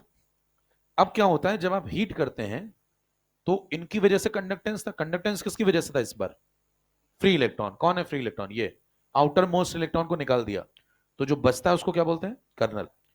जब आप हीट करते हैं तो इन कर्नल का थर्मल वाइब्रेशन शुरू हो जाता है। क्या हो जाता है, थर्मल वाइब्रेशन का क्या मतलब है, ये जो स्ट्रक्चर है वो ऐसे से वाइब्रेट होने लगेगा। जैसे आपका फोन कभी मान लीजिए वाइब्रेशन पे लगाओ, अगर कॉल आ रही तो ऐसे से फोन हिलने लगता है मेज पे। और अगर बहुत ज्यादा मतलब खतरनाक वाला सस्ता वाला फोन लिया आपने, खतरनाक नहीं हो सस्ता वाला, तो गिर भी सकता है वो, बराबर। धरती प्रलय ला देगा वो, मतलब। तो बताइए अगर ज्यादा वाइब्रेट हो गया गिर भी जाएगा। तो मतलब कुल मिला के थर्मल वाइब्रेशन का मतलब क्या है, कर्नल अपनी लोकेशन से इधर उधर वाइब्रेट होते हैं। जब वाइब्रेट होते हैं तो जो इलेक्ट्रॉन ये आसानी से ऐसे घूम रहा था इधर, इसके सामने आकर के इसका वाइब्रेशन लग जाएगा, ये इधर वाइब्रेट होके आ गया, कौन, M+। अब बताइए क्या इस इलेक्ट्रॉन के रास्ते को थोड़ा ब्लॉकेज मिलेगा, इससे पूछेगा भाई साहब कहाँ जा रहे हो, ये जो कि पहले कहाँ था, यहाँ वाइब्रेट होके कहाँ गया, यहाँ। यहाँ भी वाइब्रेट हो रहा है, ऐसे ऐसे ऐसे ऐसे कर रहा है, तो कभी इधर आ गया मान लो तो इसको रोकेगा। तो ये इलेक्ट्रॉन पूछेगा तुम तो यहाँ थे वहां कैसे आ गए, तो क्या बोलेगा ये, वाइब्रेशन मोड पे लगे हैं, क्योंकि टेम्परेचर बढ़ गया है, एनर्जी बढ़ गई है मेरी। एनर्जी बढ़ गई तो कर्नल वाइब्रेट करते हैं, इसको बोलते हैं थर्मल वाइब्रेशंस। और इन थर्मल वाइब्रेशन की वजह से इलेक्ट्रॉन के रास्ते को क्या मिलता है, ब्लॉकेज। और ब्लॉकेज मिलते हैं तो इलेक्ट्रॉन के जो फ्लो है उन पे कमी आती है, इसलिए। और इलेक्ट्रॉन ही जिम्मेदार है किसके लिए, कंडक्टेंस के लिए। और अगर उसका मूवमेंट कम हो जाएगा तो कंडक्टेंस भी कम हो जाएगा, इसलिए कहा जाता है कि कंडक्टेंस कम हो जाता है। तो क्या रीजन लिखेंगे आप, टेम्परेचर बढ़ने पे क्या हुआ, सबसे पहले एसर्शन रीजन, थर्मल वाइब्रेशंस बढ़ गए, किसके, कर्नल के। और जब थर्मल वाइब्रेशन बढ़ गए तो इलेक्ट्रॉन के फ्लो को क्या मिला, तो फ्लो ऑफ इलेक्ट्रॉन कम हो गया, उसको रेजिस्टेंस मिला, बराबर। तो जब फ्लो ऑफ इलेक्ट्रॉन कम हो जाएगा तो कंडक्टेंस भी कम हो जाएगा, तो इसलिए कंडक्टेंस गिर जाता है। और कंडक्टेंस गिरने का दूसरा मतलब है रेजिस्टेंस बढ़ा है। कीजिए,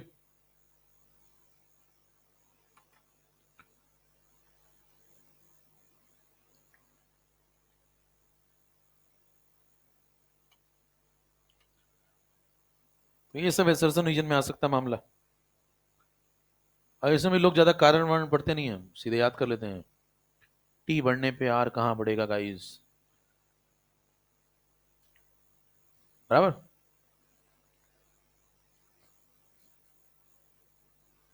क्या तुमने अगर मेरा अगला लेक्चर नहीं किया तो मैं नस काट लूंगा, इस टाइप से इमोशनल कर देते हैं। आपत्तिजनक बातें करते हैं।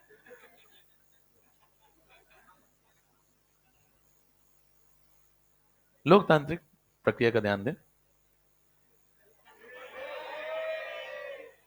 अगले पे आइए, इमोशनल हो जाते हैं आप लोग नहीं। अगले पे आइए, टेम्परेचर अगर आप यहां बढ़ाएंगे, यहां पे टेम्परेचर बढ़ाने से क्या होगा बताइए। टेम्परेचर बढ़ने से यहां पे रेजिस्टेंस घट इसलिए जाता है क्योंकि जब आप टी बढ़ाते हैं तो काइनेटिक एनर्जी बढ़ जाती है। किसकी? जो लोग कंडक्टेंस के लिए जिम्मेदार हैं।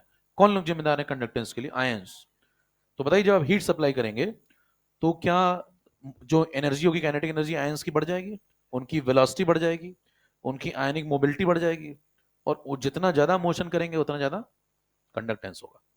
तो इसलिए यहां पे कंडक्टेंस बढ़ जाता है। कारण क्या है? टेम्परेचर बढ़ने से काइनेटिक एनर्जी का बढ़ जाना। किसकी काइनेटिक एनर्जी? आयंस की। उस वजह से क्या बढ़ जाना? आयंस की मोबिलिटी का बढ़ जाना, और आयनिक मोबिलिटी बढ़ जाने की वजह से कंडक्टेंस का बढ़ जाना। सही बात है। और कंडक्टेंस अगर बढ़ गया तो ऑब्वियस सी बात है रेजिस्टेंस कम हो गया। तो कारण अलग अलग है दोनों में, क्योंकि दोनों में जो वजह है कंडक्टेंस की वही अलग अलग है।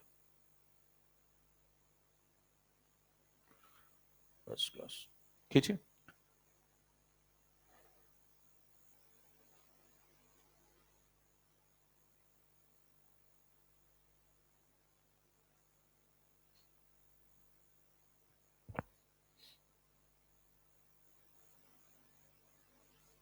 अगला पॉइंट चले। तुम भी बार बार लिख रहे हो क्या? मेटेलिक इलेक्ट्रोलाइटिक है। दो चार तो बार बार लिख रहे हो, कहेंगे फिर से पढ़ा रहा, फिर से पढ़ा रहा, फिर से पढ़ा रहा। अबे उसी के नीचे लिखना है। चले भी। अगला डिफरेंस, इस तरफ मेटेलिक, इस तरफ इलेक्ट्रोलाइटिक।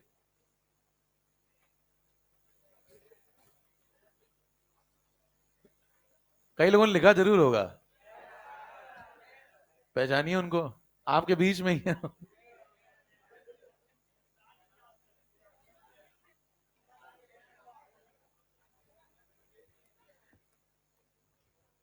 नाम लिख लेना उनका डायरी में। देखो मेटेलिक, इलेक्ट्रोलाइटिक। अगला पॉइंट है, ओम्स लॉ कौन फॉलो करता है? पहला वाला या दूसरा वाला? तो दोनों फॉलो करते हैं।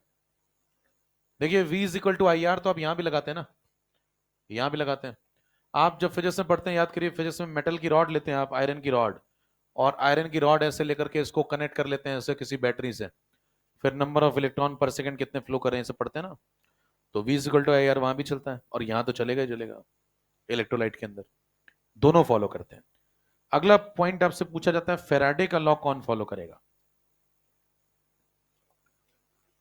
Faraday law.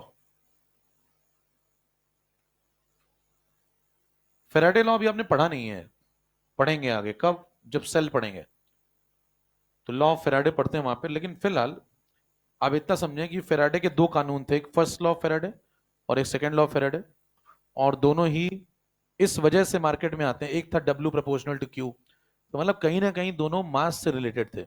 मास से रिलेटेड का मतलब मास डिपॉजिट होगा, या ज्यादा डिपॉजिट होगा, वहां कम डिपॉजिट होगा, उसका कारण ढूंढते हैं वो लॉ। तो कुल मिला के वो मास डिपॉजिशन से कनेक्टेड लॉ होते हैं। और मास डिपॉजिशन कहाँ होगा दोनों में से? है जहां पे मैटर ट्रांसफर हो रहा है। मैटर कहाँ ट्रांसफर हो रहा है? यहाँ ट्रांसफर हो रहा है, वहां कोई मैटर ट्रांसफर। और जब मैटर ही नहीं ट्रांसफर हो रहा है तो कोई फेराडे का कानून यहाँ, जबकि यहाँ पे कानून। खींचिए, लॉजिक है उसका। तो फेराडे का लॉ यहाँ पे नॉट एप्लीकेबल। कोई पूछे कारण क्या है? मैटर ट्रांसफर नहीं होता है, यहां पे एप्लीकेबल। खींचिए। अब इस चैप्टर में हमें कौन सा वाला पढ़ना है डिटेल में, मेटेलिक या इलेक्ट्रोलाइटिक? तो यहां से कौन आगे नहीं जा रहा है? आपका सफर यहीं खत्म होता है। किससे कहेंगे आप ये बात? ठीक है, अब आगे चलेगा इलेक्ट्रोलाइटिक। क्योंकि हम फिजिक्स तो पढ़ नहीं रहे, हम यहाँ पे आयरन रॉड लेके क्या कर लेंगे। यहाँ पे हम बात करेंगे किसकी? NaCl के सॉल्यूशन वगैरह की। डालिए इलेक्ट्रोलाइटिक कंडक्टेंस।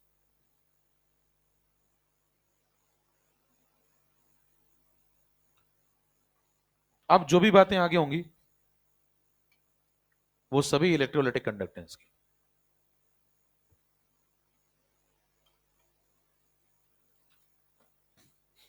चले,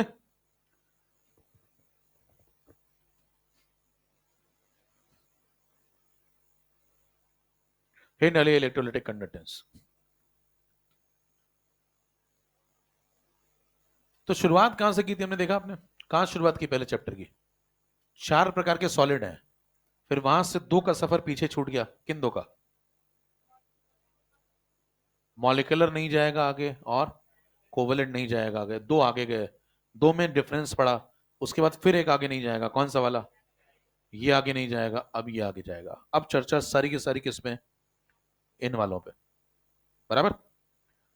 ठीक है, तो इनमें आपको कुछ टर्म समझने होंगे, जैसे रेजिस्टेंस। 6 टर्म समझिए पहले। कंडक्टेंस, स्पेसिफिक रेजिस्टेंस,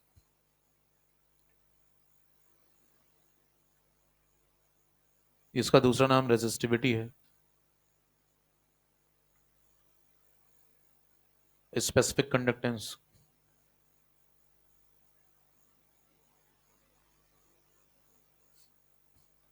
इसका दूसरा नाम कंडक्टिविटी है। मोलर कंडक्टेंस,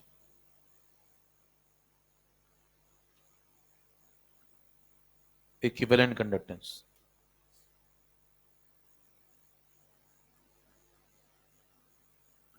इतनी बातें पढ़नी। इनके सिंबल देखिए, रेजिस्टेंस, कंडक्टेंस, स्पेसिफिक रेजिस्टेंस रो, स्पेसिफिक कंडक्टेंस कप्पा, इसको कप्पा ही बोलते हैं। कप्पा में देखिए ऐसे टेढ़ा रहता है ऊपर, ये एक बहुत बड़े व्यक्ति ने बताया था। फर्जी वर्जी बातें, इसका मतलब नहीं है। कई इसी भी डिस्कशन करते हैं कि ये टेढ़ा क्यों है। मोलर कंडक्टेंस, इक्विवेलेंट कंडक्टेंस, इतने पढ़ने हैं आपको। तो आइए एक एक करके सब पे चर्चा करते हैं।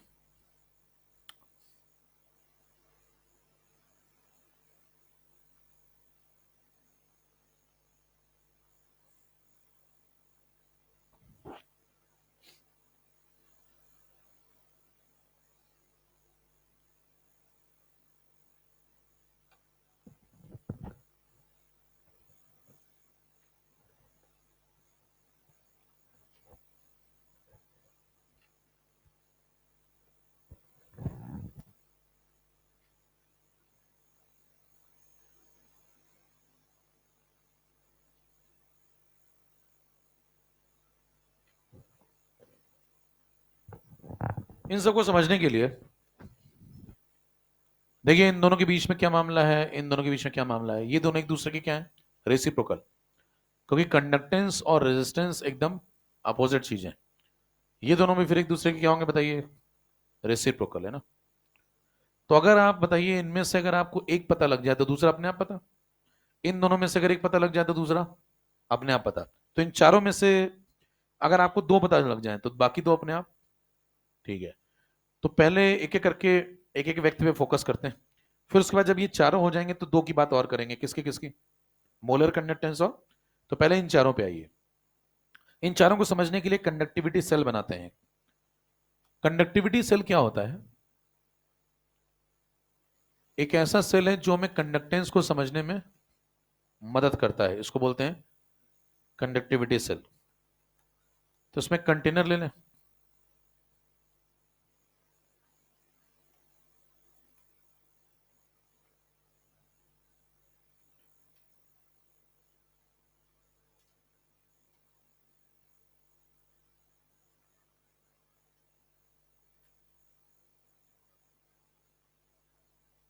ये दोनों इलेक्ट्रोड्स हैं,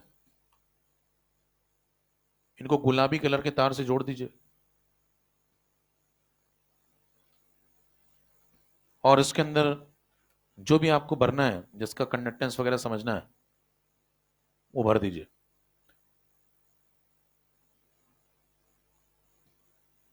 इसको बोलते हैं कंडक्टिविटी सेल।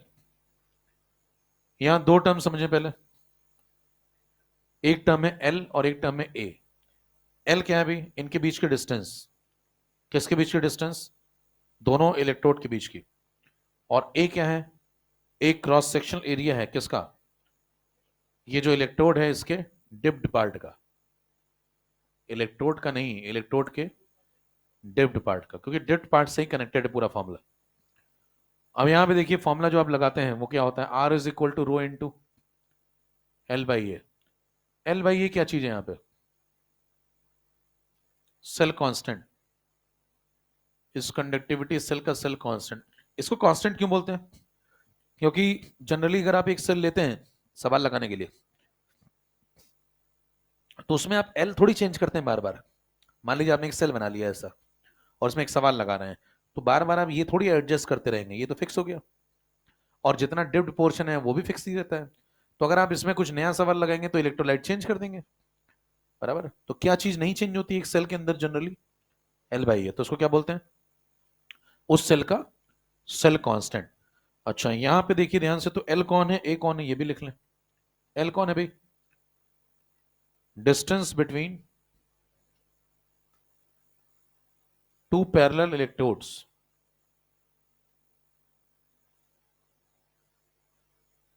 और ए कौन है? Cross sectional area of, cross sectional area of dipped part of electrode.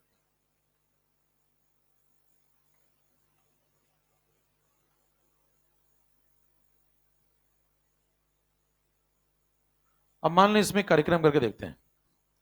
मान लें एल को मैंने 1 ले लिया, 1 सेंटीमीटर, और ए को मान लीजिए मैंने ले लिया 1 सेंटीमीटर स्क्वायर। तो बताइए अगर एल को 1 सेंटीमीटर ले लें और ए को कितना ले लें? 1 सेंटीमीटर स्क्वायर, तो क्या आर रो के बराबर आ जाएगा? इससे एक लॉजिक निकलता है रो के बारे में। देखिए रो को जब डिफाइन किया गया, रो कैसे डिफाइन होता है पहले ये समझिए थोड़ा। रो है क्या चीज? आर क्या है और रो क्या है, दोनों में अंतर क्या है? बताइए आर क्या है? आर है रेजिस्टेंस, लेकिन ये जनरल रेजिस्टेंस है, ये किसी स्पेसिफिक पार्ट का नहीं है। रो क्या है?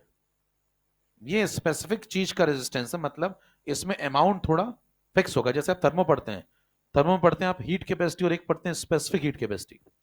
तो जब शब्द लगता है स्पेसिफिक, तो इसका मतलब चीजें अब अमाउंट फिक्स किया गया है, स्पेसिफाई हो गई है, ठीक है।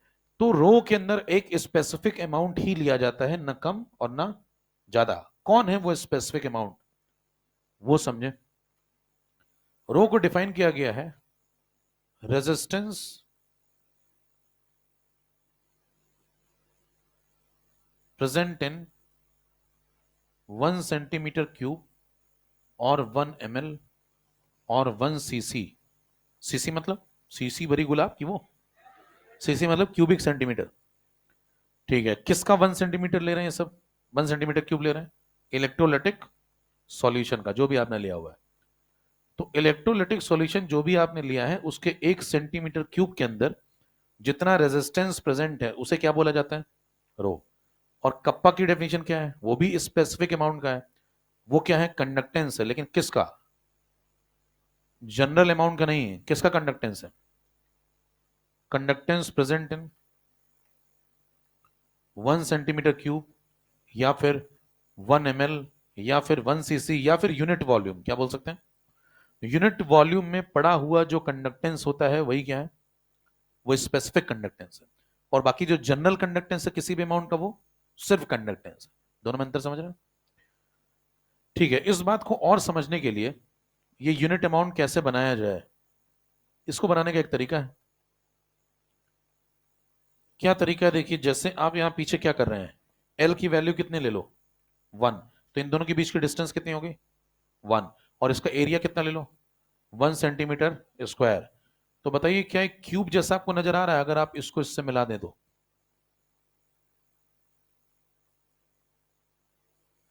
हे ना करो, समझो। क्यूब देख के खुश हो जाते हो, कहें देखो मैंने क्यूब देखा। ऐसे लोग होते हैं रुका हुआ पंखा देख के घंटे हंसते रहते हैं। तो देखिए ये बेकार सेंस ऑफ ह्यूमर है, नहीं ढंग की बात है ऐसी। अब देखिए ये क्या है? ये क्यूब है, बताइए इस क्यूब की डायमेंशन क्या ली मैंने? 1 1 1। बताइए ये डिस्टेंस कितनी ले ली मैंने? 1। और ये क्रॉस सेक्शनल एरिया कितना ले लिया? अगर मैं इस क्यूब को काट के निकाल लूं बाहर, है ना, थोड़ी देर के लिए क्या करते हैं, इस क्यूब को बाहर निकालते हैं। जब इस क्यूब को बाहर निकालेंगे ऐसे, तो ये कुछ ऐसा दिखेगा।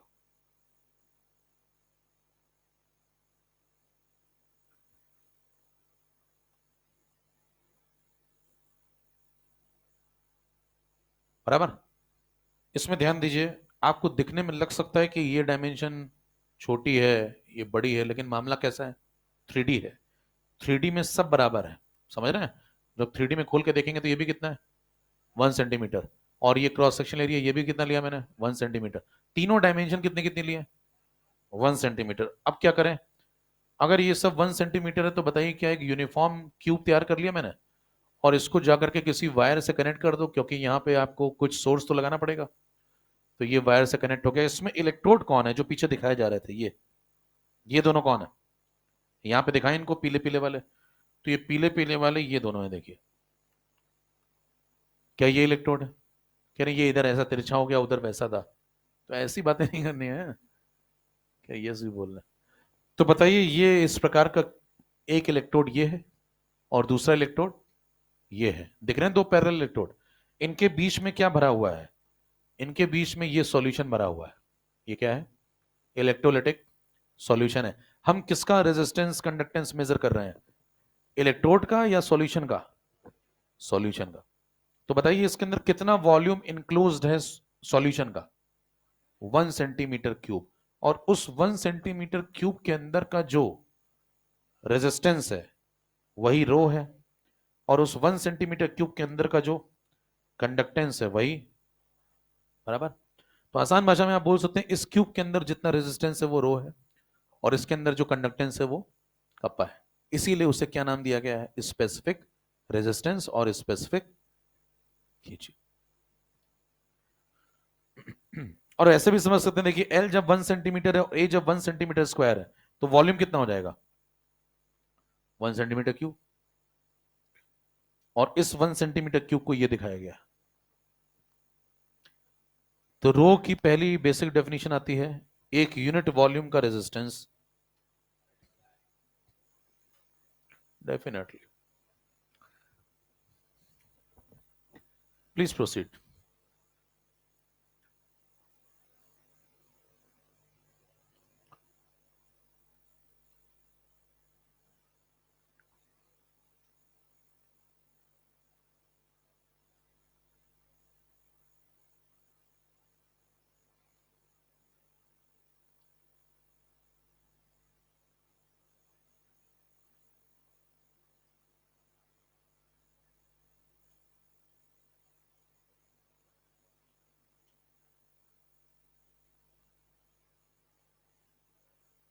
चले, हो गया? बातें होने लगी, इसका हो गया हो मेरे ख्याल से।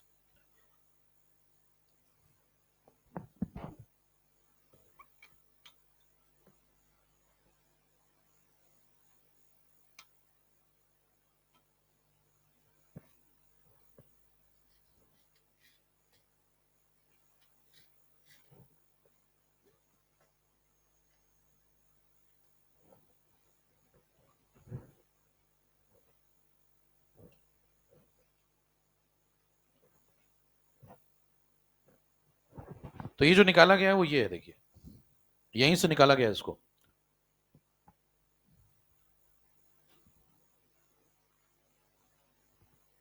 देख रहा है? ये क्यूब काट करके यहां बनाया गया।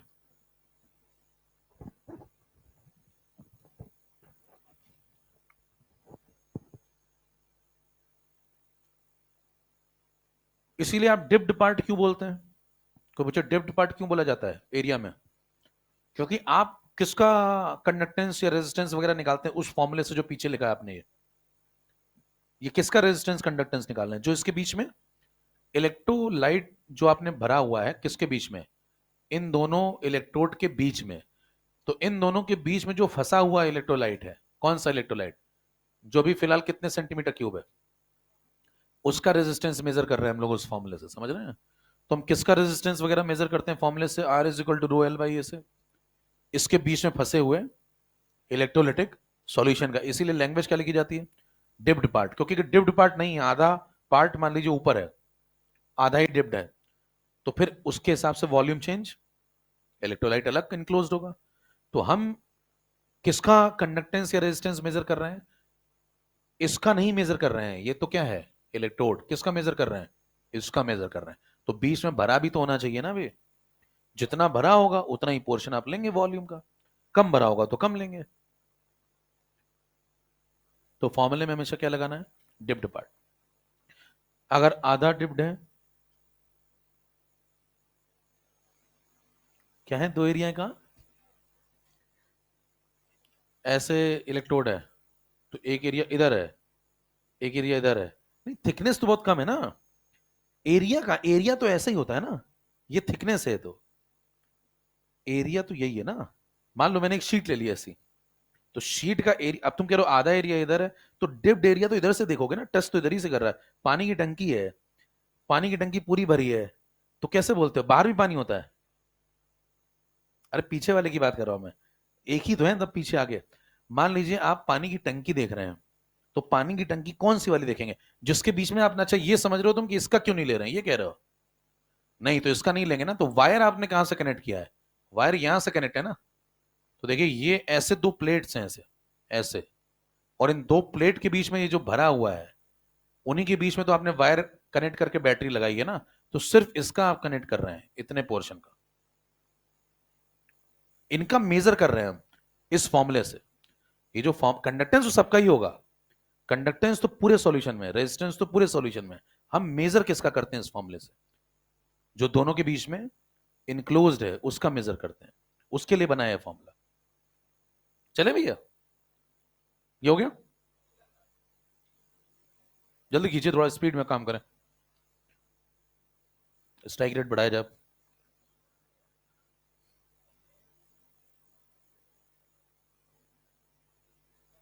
वॉल्यूम ही लेना है 1 सेंटीमीटर क्यूब, नहीं वॉल्यूम लेना आपको 1 सेंटीमीटर क्यूब, ये रिस्ट्रिक्शन है। अगर आपसे पूछा जाए रो की डेफिनेशन क्या है, तो रो की डेफिनेशन आप क्या देंगे सामने वाली पार्टी को, 1 ml का जो रेजिस्टेंस है वो रो है, क्या बोलेंगे, 1 ml का जो रेजिस्टेंस, उसको यहां से डिपेक्ट करा लिया गया है, लेकिन बेसिक कॉन्सेप्ट क्या है, 1 ml का रेजिस्टेंस ही रो माना गया है, यूनिट वॉल्यूम का, एक बूंद अगर आप निकालें 1 ml की, उसका जो रेजिस्टेंस है वो रो है, ये बेसिक डेफिनेशन। हे डालिए उसका मोलर कंडक्टेंस, कितने पोर्शन खत्म हो गए यहां पे देखिए, 6 में से कितने निपट लिया, 4, पांचवें पे आइए, पांचवा कौन सा, मोलर कंडक्टेंस, ये इसका सिंबल है,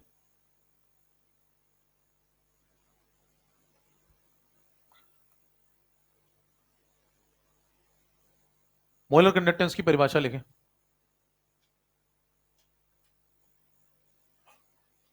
इट इज द कंडक्टेंस, जल्दी करें थोड़ा काम,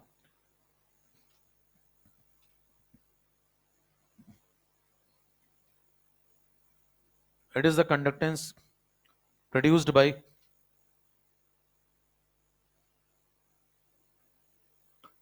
it is the conductance produced by all the ions,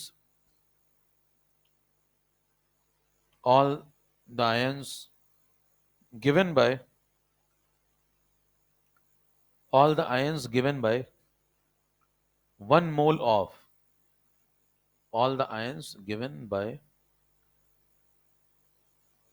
1 mole of an electrolyte, 1 mole of an electrolyte in the given solution,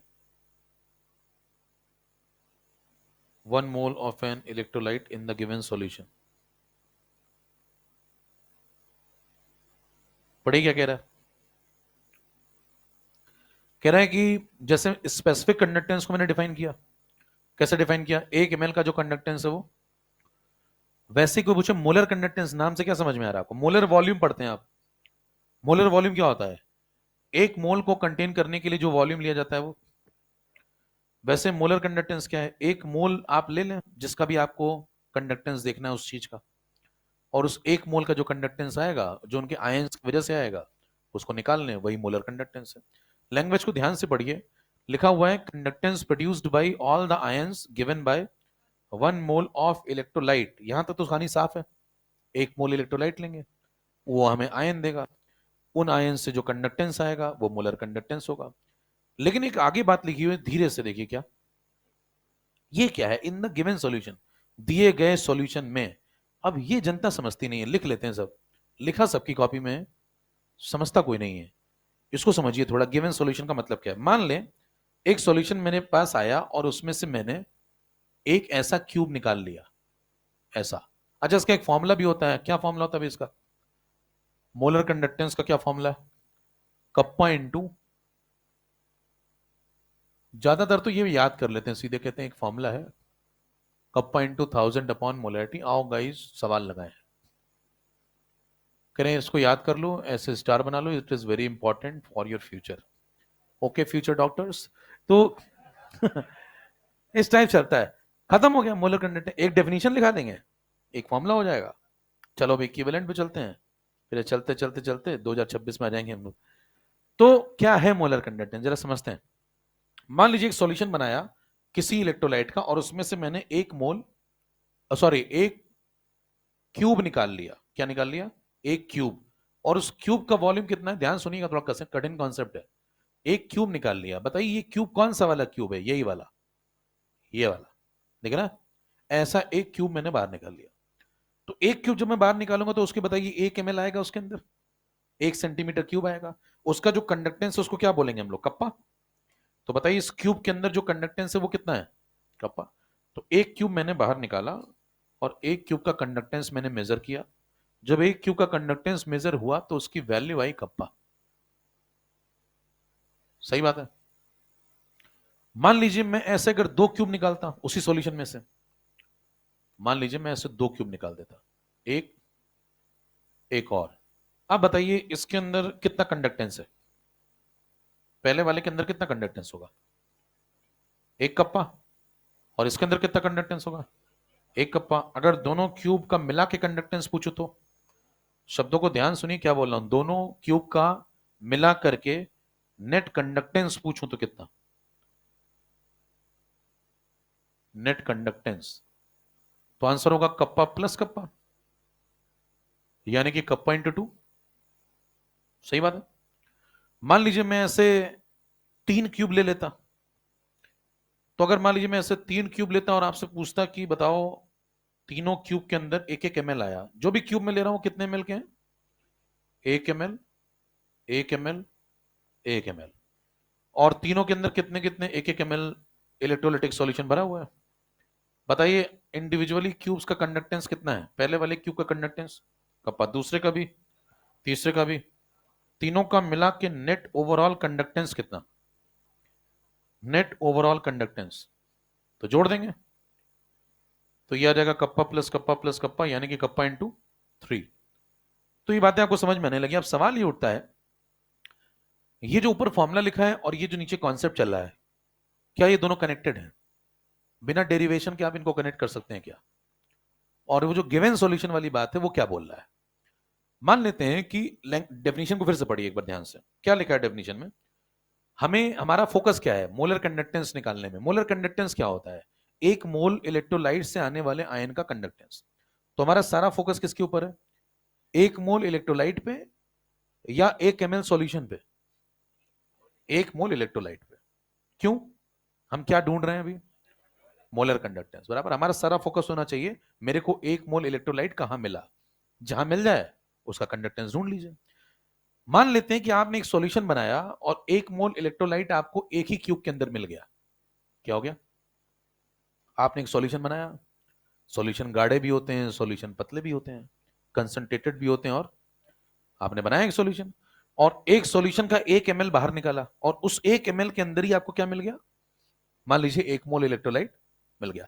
अगर मैं आपसे एक सवाल पूछूं कि इसी के अंदर 1 मोल इलेक्ट्रोलाइट है, इस क्यूब के अंदर, तो बताइए उस सॉल्यूशन का मोलर कंडक्टेंस कितना है? कप्पा। कॉन्सेप्चुअल बात है। क्या बोला मैंने? अगर इस एक क्यूब के अंदर ही क्या है? 1 मोल इलेक्ट्रोलाइट है, अगर कंडीशन दे दी ना कि इस 1 ml के अंदर ही, ये जो 1 ml लिया ना आपने, इसको मैंने बोला 1 ml सॉल्यूशन दिया हुआ है और इस 1 ml के अंदर ही मान लीजिए 1 मोल मिल गया मेरे को, 1 मोल इलेक्ट्रोलाइट। तो बताइए इसका कंडक्टेंस कितना है? कप्पा। और इसका जो भी कंडक्टेंस आएगा क्या वही मोलर कंडक्टेंस भी होना चाहिए? सही बात है। अब आप इस बात को क्या ऊपर वाले फॉर्मूले से कनेक्ट कर सकते हैं? ध्यान सुनिएगा जरा, इस फॉर्मूले से कनेक्ट करते हैं। मान लेते हैं कि 1 ml के अंदर 1 मोल है, ठीक है? तो बताओ 1 ml के अंदर अगर 1 मोल है, 1 ml किसका? सॉल्यूशन का। तो 1 ml इलेक्ट्रोलिटिक सॉल्यूशन लिया मैंने, कितने मोल है उसके अंदर? 1 मोल। क्या है 1 मोल? इलेक्ट्रोलाइट। इलेक्ट्रोलाइट मतलब कौन? सॉल्यूट। सॉल्यूट है ना ये। तो ये इलेक्ट्रोलाइट है, ये सॉल्यूट है, 1 मोल प्रेजेंट है 1 ml के अंदर। अगर मैं आपसे पूछूं 1 ml में इतना, तो 1000 ml में कितना? इसी सॉल्यूशन के 1000 ml इलेक्ट्रोलिटिक सॉल्यूशन में कितने मोल होंगे? क्या 1000 मोल होंगे? 1 मल्टीप्लाई कर देंगे इसमें, 1 × 1000। सही बात है ये भी। तो अगर मैं आपसे पूछूं कि बताइए 1 लीटर सॉल्यूशन में कितना? 1 लीटर सॉल्यूशन में कितने मोल? 1000 मोल। मैथ चल रही सिंपल। तो बताइए मोलैरिटी कितनी इस सॉल्यूशन की? मोलैरिटी क्या होती है? 1 लीटर सॉल्यूशन में जितने मोल होते हैं वही मोलैरिटी होती है। तो इस सॉल्यूशन की मोलैरिटी कितनी? 1 × 1000। ठीक है, तो 1000 मोलर सॉल्यूशन है क्या ये? अब बताइए अगर 1000 मोलर सॉल्यूशन है और अगर इस फॉर्मूले को आप सही मान रहे हैं, जिसे आप याद करते हैं, तो यहाँ मोलैरिटी की जगह कितना पुट कर दूं मैं? 1000। जैसे बताइए मोलैरिटी की जगह पे मैं 1000 पुट करूंगा, तो क्या 1000 1000 कट जाएगा? अरे बराबर। तो क्या बचा फिर? Kappa into 1। और क्या वो मोलर कंडक्टेंस के बराबर आएगा? यही तो मैं कह रहा था। रिलैक्स।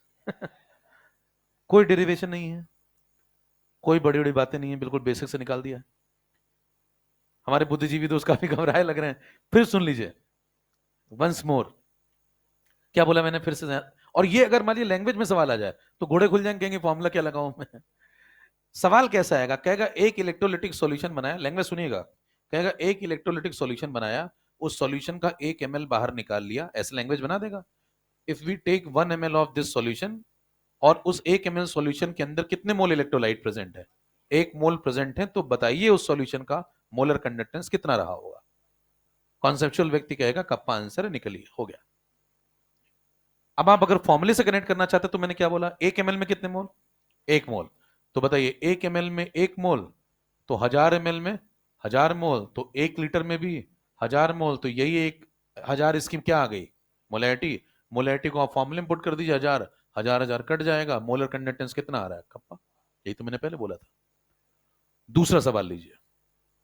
मैं कहता हूं कि मैंने एक सॉल्यूशन बनाया और मैं ढूंढ किसको रहा हूं? मोलर कंडक्टेंस को। तो मेरा फोकस किसके ऊपर है? 1 मोल इलेक्ट्रोलाइट पे। सारा फोकस मेरा किसके ऊपर है? मान लीजिए जब मैं ढूंढने गया 1 मोल इलेक्ट्रोलाइट, तो वो मुझे एक कंटेनर में नहीं मिला, बल्कि इन दोनों में मिला के मिला। सॉल्यूशन गाढ़े भी होते हैं, सॉल्यूशन पतले भी होते हैं। तो मान लीजिए मैं ढूंढने क्या गया, जमाने में वफा ढूंढ। तो बताइए मैं ढूंढने क्या जा रहा हूं? 1 मोल। और 1 मोल मुझे किस में मिला? एक क्यूब में नहीं मिला, कितने क्यूब में मिला के मिला? 2 क्यूब में मिला के मिला। इन दोनों में मिला के मान लीजिए मेरे को 1 मोल मिला, सपोज। अब थोड़ा दिमाग पे जोर डालिए। अगर 2 क्यूब के अंदर मिला के मुझे 1 मोल मिला, तो क्या सॉल्यूशन यूनिफॉर्म है? हर जगह एक जैसा है ना? 2 क्यूब में 1 मोल मिलता है, तो फिर 1 क्यूब में क्या मिला होगा? आधा मोल। तो क्या इस क्यूब के अंदर जो 1 ml का क्यूब है, क्या उसके अंदर अब कितने मोल होंगे? आधे मोल। तो क्या डेटा चेंज हो गया? अब बताइए जब डेटा चेंज हो गया, तो यहां पे आऊंगा फिर से मैं, और यहां पे उससे कहूंगा कि भाई साहब डेटा चेंज हो गया है। अब 1 क्यूब जो आप लेते हैं उसमें 1 मोल नहीं मिलता है, कितना मिलता है? तो मैंने कर लो भाई। अरे ठीक है, 1 ml में आधा मोल, तो 1000 ml में आधा इंटू 1000, यूनिटरी मेथड। तो 1 लीटर में आधा इंटू 1000, यानी कि मोलैरिटी 500 आ गई। तो ये मोलैरिटी आ गई। और ठीक है क्या? और अगर ये मोलैरिटी आ गई 1000/2, तो इसी को उठा के मैं यहां पे पुट कर दूंगा। और जैसे मैं यहां पुट करूंगा, बताइए यहां कितना पुट कर दूंगा? 1000/2। तो 1000 कट जाएगा। क्या कप्पा इंटू 2 आंसर है मोलर कंडक्टेंस का? वही तो मैं कह रहा हूं। I like it। क्यों? वही क्यों कह रहा हूं मैं? क्योंकि ध्यान दीजिए मोलर कंडक्टेंस क्या होता है? 1 मोल का कंडक्टेंस, वो 1 मोल आपको मिला किसके अंदर? इन दोनों में मिला के। तो इन दोनों में मिला के जो कंडक्टेंस मिला, वही तो मोलर कंडक्टेंस है। तो कौन है मोलर कंडक्टेंस इस बार? Kappa into. तो क्या मोलर कंडक्टेंस बदलते रहते हैं डेटा? क्यों बदलते रहते हैं? क्योंकि गिवन सॉल्यूशन बदलता रहता है। लैंग्वेज में ध्यान दीजिए, बार बार क्या लिखा है उसने बाद में, इन द गिवन सॉल्यूशन का मतलब सॉल्यूशन कोई भी लिया, सॉल्यूशन छोटे वॉल्यूम का भी लिया जा सकता है सॉल्यूशन। आप कितना भी सॉल्यूशन लीजिए, मुझे ढूंढना क्या है, सिर्फ एक मोल मुझे जितने में मिल जाएगा, उसके बाद में बचे सॉल्यूशन की बात नहीं करूंगा। मेरा सारा फोकस किस पे है? मान लीजिए कल को आप थोड़ा जल्दी जल्दी करते हैं, मान लीजिए इन 3 क्यूब में मिला के आपको 1 मोल मिला। क्या मिला? 3 क्यूब में 1 मोल, तो 1 क्यूब में कितना? अच्छा, 3 क्यूब में 1 मोल मिला तो मोलर कंडक्टेंस क्या है? 3 क्यूब में मिला के अगर आपको 1 मोल मिला तो मोलर कंडक्टेंस क्या है? यही मोलर कंडक्टेंस है। तो क्या फॉर्मूले से मैच करना चाहिए? चेक करते हैं। 3 क्यूब में कितना मिला, तो फिर 1 क्यूब में कितना मिला? 1/, तो 1 क्यूब में 1/3, तो बताइए यहां नीचे क्या आ जाएगा? तो यहां क्या जाएगा? यहां क्या जाएगा? तो यहां क्या जाएगा? तो मोलैरिटी कितनी? 1000/, और जैसे आप यहां पुट करेंगे 1000/3, तो 1000 कटेगा, आंसर कितना आएगा? 3 कप्पा। वही तो लिखा हुआ।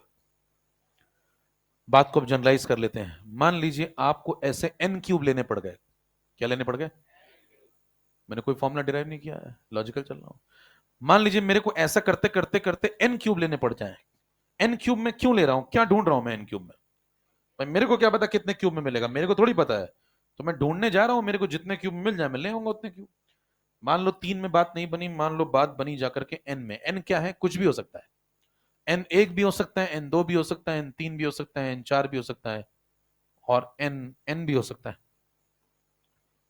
तो बताइए क्या ऐसे चलते चलते आप n क्यूब में चले गए? Dot dot dot dot dot dot dot dot लगाने का मतलब कितने क्यूब? बताइए इन n क्यूब में मिला के अगर मैंने ढूंढा, क्या ढूंढा? n क्यूब्स में मिला के ढूंढा और मुझे मिला n क्यूब में क्या? Total conductance. कितना कंडक्टेंस आएगा? Kappa plus kappa plus kappa plus kappa, कितनी बार? तो क्या n कप्पा। और अगर इन n क्यूब में मुझे 1 मोल इलेक्ट्रोलाइट मिला है, कितने मोल? इन सब में मिला के मुझे 1 मोल मिला है, तो बताइए मोलर कंडक्टेंस कितना है? यही मोलर कंडक्टेंस है, बराबर। अब बताइए अगर इन सब n क्यूब में मिला के मुझे कितना मिला? 1 मोल। तो फिर 1 क्यूब में कितना मिला? 1/n मोल, बराबर। n क्यूब में मिलता है 1 मोल, तो 1 क्यूब में। तो बताइए 1 क्यूब में अगर 1/n मोल, तो जब हम जनरलाइज करने जाएंगे तो यहां पे कितना कर देंगे इस बार? 1/n मोल। तो यहां पे कौन आने वाला है? 1/n। तो यहां पे कौन आने वाला है? 1/n। तो मोलैरिटी कितनी आने वाली है? 1000/, और जो मोलैरिटी आने वाली है उसको जरा यहां पुट करके देख लीजिए। जैसे आप यहां पुट करते हैं कितना? 1000/n, तो क्या होता है फिर? 1000 कट जाता है और आंसर आता है कप्पा इंटू n, और वही तो मोलर कंडक्टेंस है। चेक करिए कितना लोग पूरी बात समझ में आ गई। सीधा झंडे इधर। नेक्स्ट इन पे डेरिवेशन करेंगे। किया कुछ नहीं, लेकिन हो सब गया है, आप ध्यान दीजिए तो। और अगर आपके कॉन्सेप्ट क्लियर है तो बड़े से बड़ा सवाल यहां से निकल जाता है।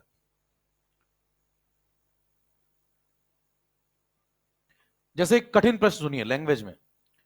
मैंने एक इलेक्ट्रो हिंदी, बाकी ट्रांसलेशन वो कर लेगा, आप हिंदी में समझिए। मैंने एक सॉल्यूशन लिया, इलेक्ट्रोलिटिक सॉल्यूशन, उसका वॉल्यूम कुछ भी लिया जो उसकी इच्छा पड़ी। मैंने जब उसके n ml देखे, कितने ml देखे? उस क्यूब के, उसके सॉल्यूशन के n ml के अंदर मुझे 1 मोल इलेक्ट्रोलाइट मिला। क्या मिला? n ml के अंदर 1 मोल इलेक्ट्रोलाइट मिला। बताइए उसका मोलर कंडक्टेंस कितना है? Kappa into n। खत्म हो गया, n कप्पा, बराबर। खत्म है सवाल। तो ये जब लैंग्वेज में आ जाएगा तो समझ में आ जाएगा। और लोग फॉर्मूले से करेंगे इसको बैठ के। क्या करेंगे? पहले पहले उसकी मोलैरिटी निकालेंगे कि n ml में 1 मोल मिला, तो 1 ml में कितना मिला, फिर 1000 में कितना मिला, फिर वो फॉर्मूला ढूंढेंगे कप्पा इंटू 1000 अपॉन मोलैरिटी, फिर काटेंगे बैठ के, और कट तो कुछ और क्या होगा? खेल तो पहले खत्म हो गया था। जिसके पास कॉन्सेप्ट होगा वो क्या बोलेगा? कितने भी वॉल्यूम में 1 मोल मिले, जितने भी वॉल्यूम में 1 मोल मिले, उसी का कंडक्टेंस निकाल लो, वही मोलर कंडक्टेंस। इसीलिए लैंग्वेज में क्या लिखा जाता है बार बार? Given solution. गिवन सॉल्यूशन का मतलब समझ में आया आपको?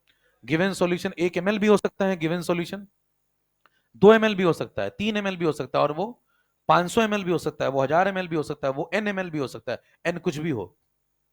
इसलिए लिखा जाता है गिवन सॉल्यूशन। नेक्स्ट मिलते हैं।